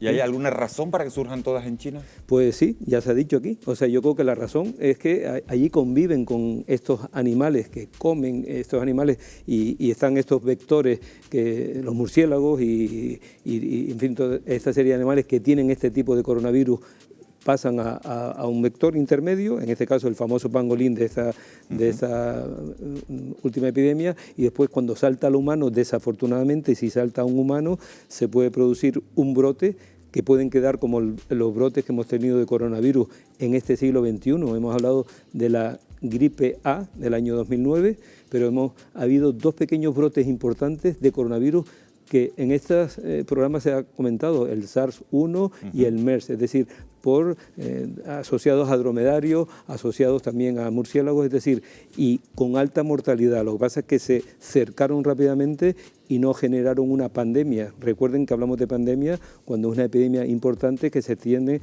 a más de 3 continentes. Entonces, la gran pandemia importante que tenemos que recordar fue la pandemia del año 1918, que tuvo una alta mortalidad aquí en España, recuerdo, 200.000 personas, es decir, el 1% de la población española murió. Y bueno, hemos tenido un siglo después una nueva pandemia. A mí un dato que me llama muchísimo la atención, se lo voy a preguntar a Juan Ramón, la gripe asiática y la gripe de Hong Kong mataron, como decíamos en el reportaje, como ha dicho Luis, como ha recordado Luis, a más de 1 millón de personas cada una. En España se estima que la gripe asiática dejó unos 10.000 fallecidos aproximadamente y la de Hong Kong 8.400. Sin embargo, en ese momento los países, Juan Ramón, no optaron por confinar a la población. ¿Por qué ahora sí se ha hecho? Bueno, vamos a ver, si retrocedemos un poco, la gripe española, como la mal llamada gripe española, como decía él, se descubrió de casualidad en España. Quiero decir, estaba camuflada entre las guerras que habían por ahí, mundiales, donde la gente moría y no sabía si era por causa de la guerra o por causa de la gripe o de los contagios que habían y tal. Y en España, que en aquel momento pues no estaba en guerra, pues veían que la gente moría sin estar... Sí, pero estamos hablando de la gripe asiática y de la gripe de Hong Kong, no de la gripe española. Sí, pero bueno, que también provenía de países asiáticos, como dice él, ¿no? Entonces, la gripe asiática y la gripe de Hong Kong, vamos a ver, en Asia ahora mismo, como decía él, los temas culturales pues afectan mucho a todo lo que tiene que ver con la propagación de estos temas, con la generación de cambios en los coronavirus y en todas estas cosas. Todo eso pues tendrá que ver e influir y sobre todo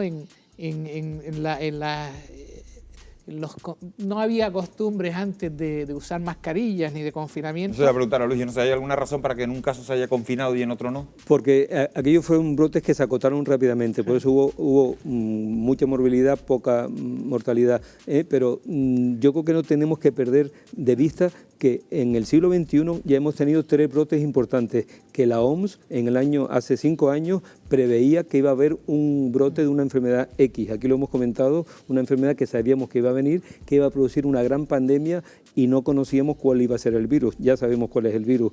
Y si no cambian las circunstancias a nivel mundial y los chinos siguen comiendo animales y siguen comiendo, probablemente y estamos en un mundo más global, dentro de 5, de 10 años podemos volver a tener una nueva pandemia, con lo cual esta lección que estamos ahora aprendiendo, tenemos que aprenderla muy bien y hacer la tarea muy bien para evitar nuevas pandemias. Está claro que no se nos va a olvidar a ninguno de estas que estamos viendo. Otra cosa es que aprendamos algunos ejemplos. Ahora vamos con la otra pandemia que ha traído la crisis sanitaria, y es la económica. En una semana donde algunos organismos como el Banco de España y la OCDE han revisado sus previsiones, y ya les adelanto que son pesimistas. El cierre brusco de la actividad que hemos vivido durante 2 meses pasa factura y la de Canarias aún es más cara. Wendy, lamentablemente es así, tú tienes los datos, tienes las cifras. Así es, tenemos los datos y la pregunta que nos hacemos, ¿cuál es la previsión de la economía de la pospandemia. Cuando estamos a punto de finalizar la alarma sanitaria, tenemos nuevas previsiones sobre la pandemia económica. El Banco de España acaba de recalcular su proyección para este año y no es buena, como decía Miguel Ángel. Prevé una caída del PIB de hasta el 15% y una tasa de paro del 24% si se produjera un rebrote de la enfermedad. Además, no cree que recuperemos el nivel previo a esta crisis hasta finales de 2022. Un panorama sombrío al que se une el del pronóstico de la OCDE. Asegura que la economía española será la más castigada del mundo desarrollado. Estima que el PIB se hundiría a algo más del 14% también en el caso de una posible segunda ola del virus. Esto en el conjunto de España y en Canarias. Pues en una comunidad autónoma donde el tejido empresarial es de reducido tamaño, esta semana hemos conocido que el 80% de los autónomos de las islas han vuelto a su actividad, aunque se trata de una de las cifras más bajas del país. En cuanto a otro de los grandes segmentos de la economía canaria, el de las pequeñas y medianas empresas, la situación no es prometedora. Según un estudio del Observatorio del Emprendimiento de Canarias, hasta el comienzo de la desescalada, la actividad empresarial ha sufrido un importante retroceso. Casi un 60% se ha visto negativamente afectada y un abultado 11% de los negocios ha cerrado definitivamente, a diferencia del 2% que se ha registrado en el resto de España. ¿Y qué pasará a partir de ahora? El informe del observatorio nos da algunas pistas. La percepción de emprendedores y pymes es muy pesimista para el 82% de los encuestados por este organismo.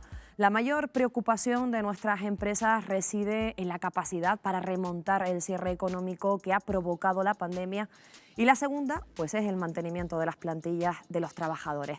En la práctica totalidad de los sectores productivos canarios, los problemas para los próximos 6 meses son compartidos. El principal es la desesperanza para acceder a fondos públicos de apoyo y, en segundo lugar, el desasosiego provocado por el alto grado de incertidumbre. Y si nos trasladamos a los 12 meses siguientes, pues la visión del sector servicios, uno de los pilares de la economía regional, es aún más pesimista. Muchos de sus empresarios se plantean una reducción de personal, el cambio de actividad e incluso también el cierre del negocio. Para evitarlo, un abrumador 93% de los encuestados solicita que las administraciones eliminen las trabas burocráticas, seguido de un 40% que pide el acceso al crédito en mejores condiciones. Eliminar la cuota de autónomos durante un año, mayor formación en nuevas tecnologías y más ayudas a la creación de empresas son otras de las medidas más demandadas.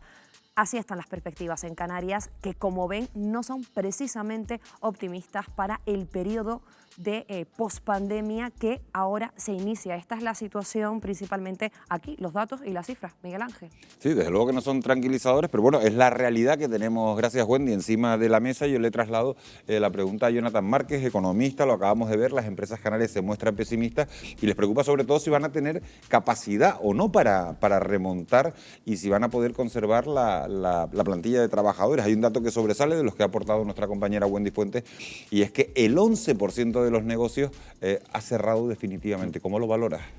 Bueno, es catastrófico, es un dato muy malo, es un dato que hemos pasado de un crecimiento más o menos estable hasta finales del 2019, con unas previsiones de crecimiento, no tanto como los años anteriores, pero más o menos estables, a un cero absoluto, a una paralización de la economía absoluta.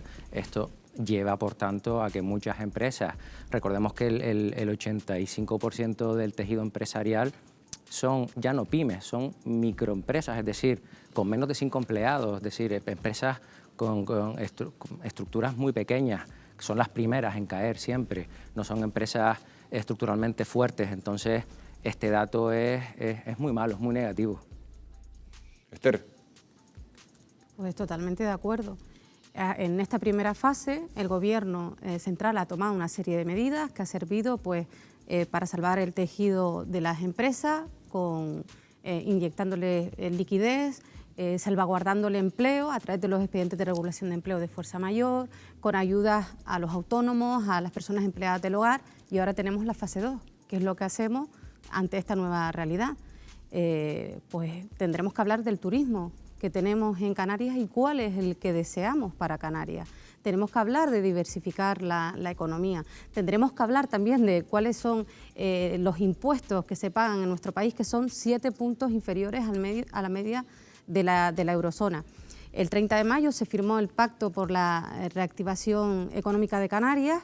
El Gobierno de Canarias fue capaz de que los agentes sociales, las empresas y la mayor parte de los partidos políticos, excepto el Partido Popular, firmase un pacto para ir todos a una y poder pues, bueno, afrontar esta situación. El Pacto de la Reconstrucción sí. se llamó. Pero hay un dato, Esther, perdona que te interrumpa, que a mí, no sé, me ponen los pelos de punta, porque si el Gobierno de Canarias estima que el parón económico se va a llevar por delante nada más y nada menos que 65.000 puestos de trabajo, y eso en el escenario más optimista, una cifra que se elevaría a los 96.000 si los turistas tardan en llegar. ¿Cómo evitamos que esa cifra se cumpla? Canarias es región ultraperiférica y como tal tiene que exigir que el Gobierno central cumpla, que Europa cumpla.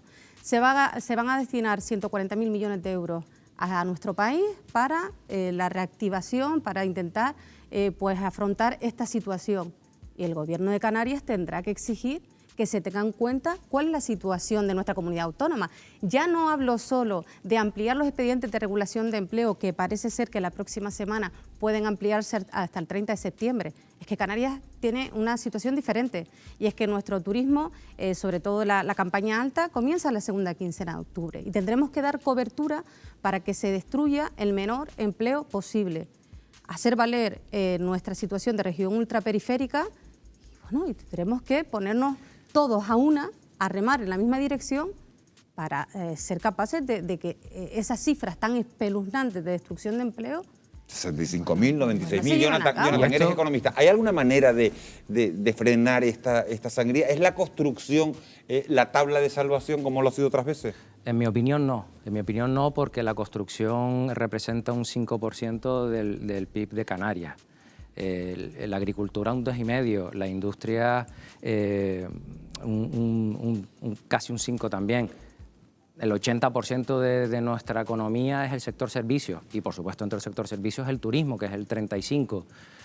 Yo no pienso que tengamos que echarle la piedra, nunca mejor dicho, al sector de la construcción y decir, ahora tira tú de la economía, no, porque además el sector de la construcción trabajará, construirá y eso habrá que comprarlo, porque esto no es como unos bienes de servicios que se consumen y se vuelven a consumir otros, ¿no? Entonces no podemos darle esa presión a este sector. Nuestro sector servicios y por tanto nuestra economía es tan frágil porque no depende de la fase 3 de apertura, depende de que la fase 3 y por tanto nuestros hoteles puedan empezar a trabajar, pero es que nosotros dependemos del origen, es decir, de los turistas, y dependemos de que en sus países esté la pandemia controlada, que estén sanos, que no hayan perdido sus trabajos, que tengan dinero y que quieran viajar. Entonces, por eso la lentitud en el efecto económico que vamos a tener en Canarias. Esto no es una industria que como tenemos fase 3 ya podemos empezar a producir. Nuestro ciclo empieza en origen, que es en el lugar emisor. Leíamos hace un par de días que Alemania además recomienda, que es el país número 1 emisor de turistas en España, recomienda no viajar a España. Otros mercados internacionales, pero entre la Unión Europea a España. Claro, si esto es así, esas cifras van a ser reales, sin duda. Vamos a profundizar en las perspectivas económicas que tiene Canarias por delante y lo vamos a hacer con Rosa María Batista, que es vicerrectora de Empresas de la Universidad de Las Palmas de Gran Canaria y directora del informe sobre la situación del emprendimiento en las islas tras la llegada del COVID. Buenas noches, Rosa María. Acabamos de ver algunos aspectos del informe que usted ha dirigido y que prevé un escenario difícil para nuestro archipiélago. Además del diagnóstico, ustedes realizan algunas recomendaciones y entre ellas la necesidad urgente de replantear nuestro modelo económico. Eso supondría, como defienden algunos economistas, restar peso al turismo. Hola, buenas noches, Miguel Ángel. Bien, restar peso al turismo, si hablamos en términos relativos, bueno, quizás sí, porque implicaría que otros sectores están ganando protagonismo. Y eso no es malo, siempre se ha hablado de la importancia de la diversificación del tejido productivo en Canarias, de que la inversión dispersar un poco la inversión respecto al sector turístico es bueno, no solo para la economía de las islas, sino también para el empresariado.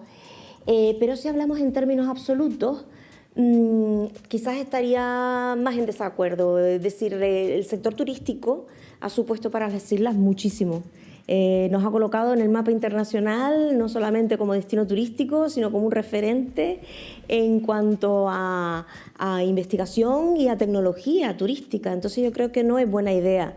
Al contrario, habría que utilizarlo como palanca de crecimiento. Si me permites un símil que lo utilizan los de ecología y los investigadores en el campo del crecimiento poblacional, sería algo así como cuando Alicia en el País de las Maravillas hablaba con la reina roja, la hipótesis de la reina roja que se llama. Realmente ella le decía a Alicia, para estar en el mismo sitio tenemos que correr todo lo más que podamos. Y entonces Alicia le decía, y si queremos llegar más lejos, pues vamos a tener que correr el doble, le decía ella. Bueno, pues en Canarias vamos a tener que correr el doble ahora mismo para llegar a otro estado, ¿no? Que no sea la dependencia tan alta del turismo. Rosa María, ustedes también exponen en su informe que Canarias debe vincularse a la economía del conocimiento. ¿Cómo hacerlo? Bien, la pregunta es buena porque tiene su aquello, ¿no? Realmente la economía del conocimiento, para los que nos están oyendo, se refiere a un sector transversal que incluye I+D, por supuesto, educación, informática, telecomunicaciones y casi todas las nuevas economías de color, como le llaman, la economía azul, la economía verde, incluso la economía naranja, que es todo lo que es la creatividad, está implicada también. Realmente cuando hablamos de economía del conocimiento, lo que estamos diciendo y cómo hacerlo, implicaría hacer crecer los sectores tradicionales con la implicación de este tipo de tecnología y de nuevos conocimientos, y implicaría, por supuesto, pensar tanto en recursos endógenos. Ahí tenemos las universidades públicas que pueden hacer mucho en ese campo, pero también hay recursos que vienen de fuera. Tenemos el marco económico y fiscal con una zona especial canaria que todavía no ha dado todo lo de sí que podría. Hay otras economías con pobreza de recursos, como es el caso de Canarias, Japón, Singapur, que salen adelante con esos marcos fiscales precisamente ligados a la economía del conocimiento. Otro de los aspectos en los que inciden en su informe, Rosa María, es en animar a emprender, pero en estos momentos, tras el cero turístico y muchas empresas, muchísimas empresas, como estamos viendo a lo largo de la noche, con problemas, ¿cómo convencemos a las personas, cómo logramos que se atrevan a dar ese paso sin temor a fracasar? Bien, el informe realmente a corto plazo no es que anime. Por supuesto hay que animar a todos los que encuentren una demanda latente y que se puede explotar en muy corto espacio de tiempo, que siempre la hay, ¿vale? Hay que buscarla, esa creatividad y esa chispa es importante. El informe realmente lo que dice que hay que cuidar el capital emprendedor, intentar que crezca en cierta forma, pues con formación, incentivando ese espíritu emprendedor de nuestra población, que es básico para salir de esta situación. A corto plazo, ciertamente, el entorno está complicado porque hay una incertidumbre altísima. Rosa María, pues muchísimas gracias por haber estado con nosotros, por haber estado a esta hora de la noche, son las 12:03 ya, por habernos aportado esa visión afuera de plano. Muchísimas gracias. Gracias a ustedes. Buenas noches. Buenas noches. Pues enseguida nosotros vamos a retomar estos asuntos después de una breve pausa para la publicidad. También vamos a abordar, con la ayuda de la Unión de Consumidores de Tenerife, algo que nos interesa a todos, los derechos que tenemos para reclamar vuelos o vacaciones anuladas por la pandemia, y algo que está surgiendo en algunos bares y restaurantes, cobrarnos un extra por los gastos que ocasiona la COVID. ¿Eso es legal? Bueno, se lo vamos a contar a la vuelta de publicidad, son apenas unos minutos.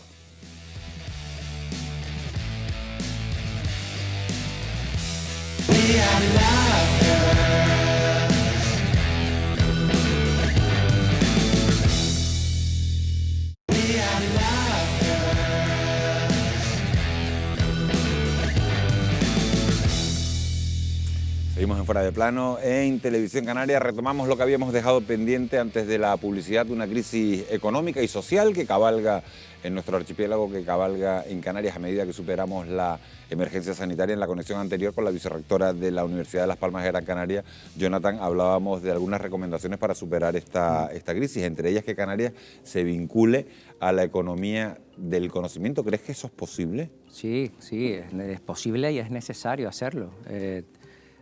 Como en la medicina, como en la sanidad, como en la tecnología, la economía también tiene que innovar y se tiene que aplicar medidas innovadoras a nuestro sector económico.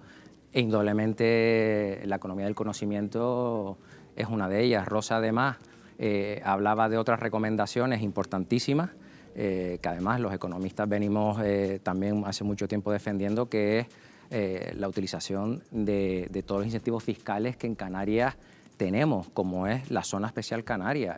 La Zona Especial Canaria, recordemos, es una zona de baja tributación en el que paga un 4% de descuento de impuestos sobre sociedades, bajo el marco de seguridad jurídica de la Unión Europea. Es decir, estamos hablando, a lo bruto, y que no se me entienda mal, de un paraíso fiscal legal.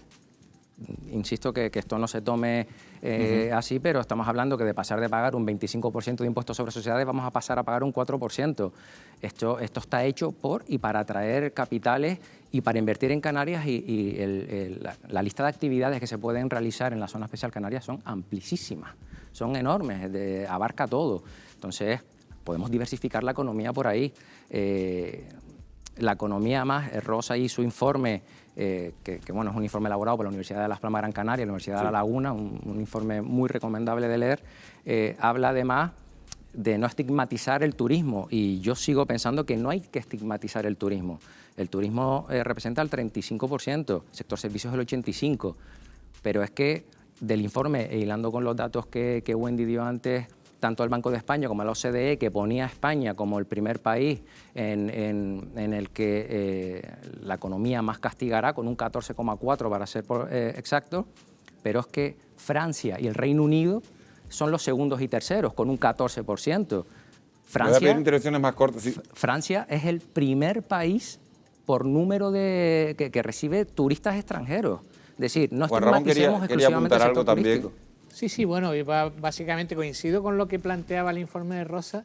Ella decía que la economía del conocimiento, digamos, no tiene una expectativa a corto plazo. Yo casi difiero un poco, puede tener a corto plazo.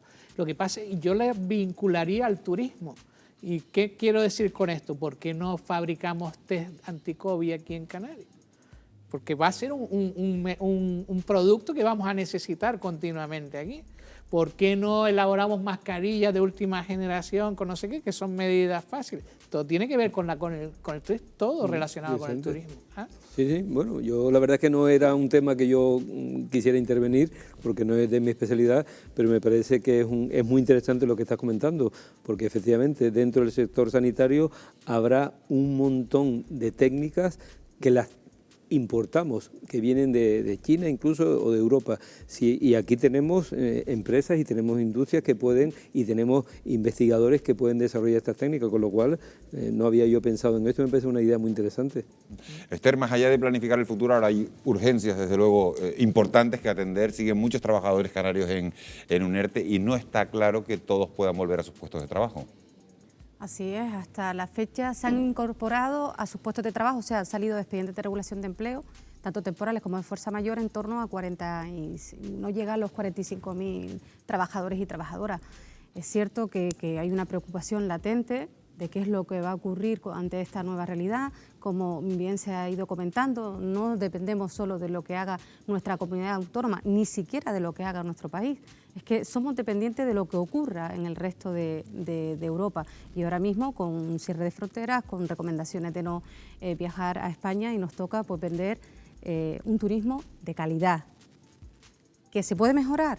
Que no es estigmatizar, es que se puede y se debe mejorar. También en cuestiones medioambientales, en cómo se revierte a la ciudadanía todos los beneficios que da el turismo, porque no está llegando a la ciudadanía. Entonces, vender Canarias como un destino de calidad y un destino seguro. Lo que está claro es que la pandemia nos cogió a todos de la noche a la mañana. Estamos intentando hacer una desescalada progresiva, pero el que llegara de la noche a la mañana hizo que muchos de nosotros tuviéramos comprados, y vamos a intentar buscarle solución, tuviéramos comprados, como decía, billetes de avión que tuvieron que anularse, y los más previsores también tenían incluso contratados paquetes de vacaciones antes de la pandemia. ¿Qué va a pasar con todo eso? La cancelación de todos esos planes está suponiendo un quebradero de cabeza para muchos consumidores, y también se une ahora el cobro en algunos establecimientos de un suplemento, como decíamos, COVID, para compensar los gastos que le están ocasionando esas nuevas medidas de seguridad. Para aclarar estos asuntos, para saber si son legales o no, Wendy está con Raúl Alonso, que es el secretario general de la Unión de Consumidores de Tenerife. Sí, Miguel Ángel, la crisis del coronavirus y también las recomendaciones sanitarias han llevado a muchas personas a tener que cancelar sus vacaciones, vuelos, hoteles. Por ello, esta situación ha provocado discrepancias entre las compañías aéreas y hoteleras con los clientes. ¿Tenemos el derecho a que nos reembolsen las vacaciones? ¿Es legal a que nos obliguen con un bono a aplazar nuestras vacaciones? Para responder a estas y otras cuestiones, esta noche nos acompaña, muy buenas noches, Raúl Alonso, secretario general de la Unión de Consumidores de Tenerife. La primera pregunta, ¿tenemos derecho a que nos reembolsen un vuelo cancelado por la situación de pandemia? ¿Están obligadas las compañías, Raúl? Tenemos pleno derecho. La normativa es clara, no ha habido modificación, además, debido a la pandemia, no ha habido modificación de esa normativa europea además, y dice que en el plazo de 7 días, ante una cancelación de vuelo, debe reembolsarse. Otra cosa es que los oferten alguna otra un bono, pero siempre tendría que aceptarlo el consumidor. O sea, la obligación es reembolso. Otra cosa es que me hagan otra oferta y yo la acepte. Si yo rechazo ese bono, la compañía debe de reembolsar. Debe reembolsar y en 7 días. Es verdad que los 7 días ahora es muy difícil por la situación que vivimos y hay que ser algo comprensivos desde el punto de vista también de los consumidores, pero la norma es taxativa, reembolso y 7 días. ¿Y si se tratara, por ejemplo, de un viaje combinado? Es decir, cuando hemos contratado los vuelos, excursiones, comida, hotel, ¿qué pasaría? Ahí ya la situación es un poco más compleja. Ahí es más compleja porque ahí sí ha habido una reforma de la normativa, en este caso se ha reformado la Ley General de Defensa de los Consumidores, el texto refundido, para adaptarlo precisamente a la situación de COVID. Y aquí sí hay una capacidad de ofertar un bono, y el consumidor puede o bien aceptar el bono, ese bono tendrá un valor, una duración de 1 año. Si al final no se utiliza en 1 año por la condición que sea, incluso porque el consumidor no quiere, sí da lugar al reembolso, o si no se acepta el bono, da lugar a reembolso. Pero aquí el reembolso puede que no llegue a ser total. ¿Por qué? Porque obliga al que organiza el viaje a reembolsar solo las cantidades que los proveedores de ese viaje, claro, el del vuelo, el del hotel, el de las comidas, le devuelvan a su vez a ese organizador, cosa que el consumidor va a tener muy difícil controlar, como si es un viaje incluso al extranjero, cómo controlo si el del hotel en Zimbabue, por ejemplo, que yo iba a hacer un safari, ha devuelto o no ha devuelto, o qué cantidades ha devuelto. Es muy difícil. En definitiva, en conclusión, aquel que haya pagado un viaje combinado, nadie le garantiza que le vayan a reembolsar el 100%. Claro, si solicita el reembolso, si solicita el bono, teóricamente ese bono tiene que estar garantizado. La obliga la normativa, tendría que estar asegurado, y es la compañía que ha organizado el viaje quien garantiza. Y pasado, ya digo, el plazo del año, si al final se desiste o no se cumple, tiene el derecho al reembolso total. Vamos a otro aspecto que queríamos aprovechar esta noche para comentarte. Otra de las circunstancias que se están dando en muchos establecimientos es el cobro de la llamada tasa COVID. Por ejemplo, aquí tenemos un ejemplo de un ticket donde vamos a consumir algo en una cafetería y nos cobran ese suplemento. ¿Es legal ese añadido? Absolutamente ilegal, no es legal ese añadido. Al consumidor siempre hay que ofertarle el precio final. Incluso en el caso de bares y restaurantes hay una normativa autonómica, si mal no recuerdo es el decreto 40/2010, permítame que a lo mejor me equivoque exactamente del número, que establece que el precio del consumidor es el de carta, que tiene que estar obligado en la carta a indicar el precio final incluso incluido impuestos. Y además hay un artículo que establece que no se pueden cobrar otros conceptos y pone algunos ejemplos, como por ejemplo reservas, cubiertos, etc.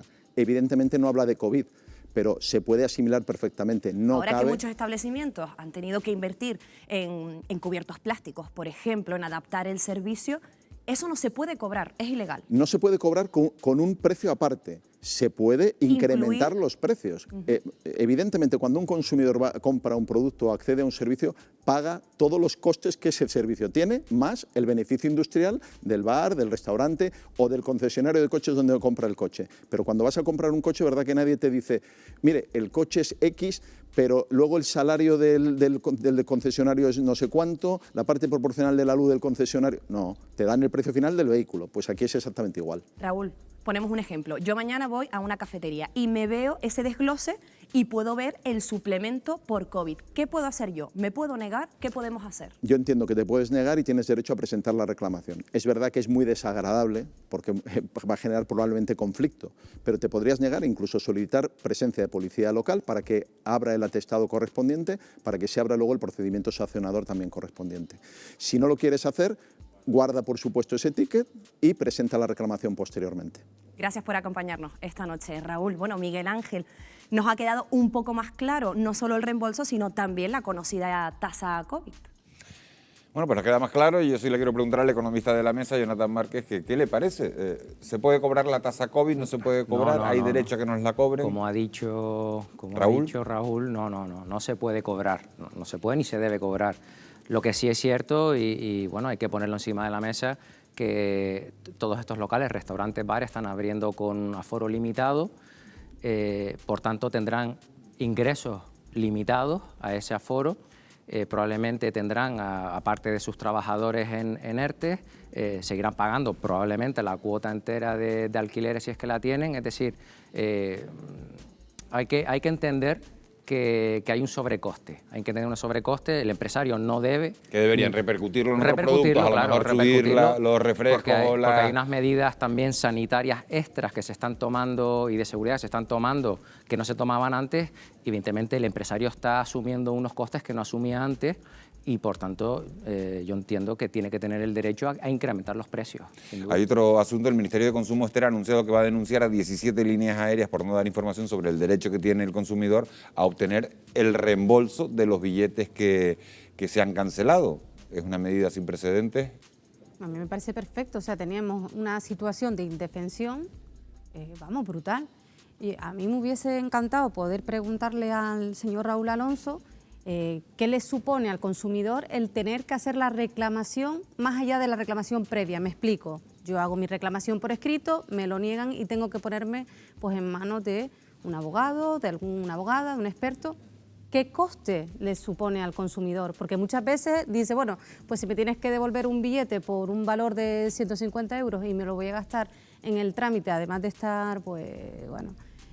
Que me parece... Que a veces no compensa. No compensa, y creo que la Administración aquí tiene que garantizar el derecho del consumidor o de la consumidora. Bueno, pues así nos vamos a terminar hoy. Vamos a terminar 2 horas de debate intenso sobre la reconciliación laboral y la reconciliación después en esta pandemia. Esther Martín, Comisiones Obreras, muchísimas gracias por habernos acompañado. Juan Ramón Santana, presidente del Colegio de Farmacéuticos de Las Palmas de Gran Canaria, muchísimas gracias por habernos acompañado. Luis Ortigosa, presidente de la Sociedad de Pediatría Canaria, la Sociedad Canaria de Pediatría, un placer haberlo tenido. Jonathan Márquez, economista, gracias por habernos acompañado en Fuera de Plano. Un auténtico placer haberlos tenido a ustedes un jueves más al otro lado de la pantalla. Recuerden, regresamos la semana que viene. Seguiremos hablando del COVID. Bueno, si llegamos a la nueva normalidad, desde luego que sí. Gracias por su compañía. Que tengan ustedes un muy feliz descanso.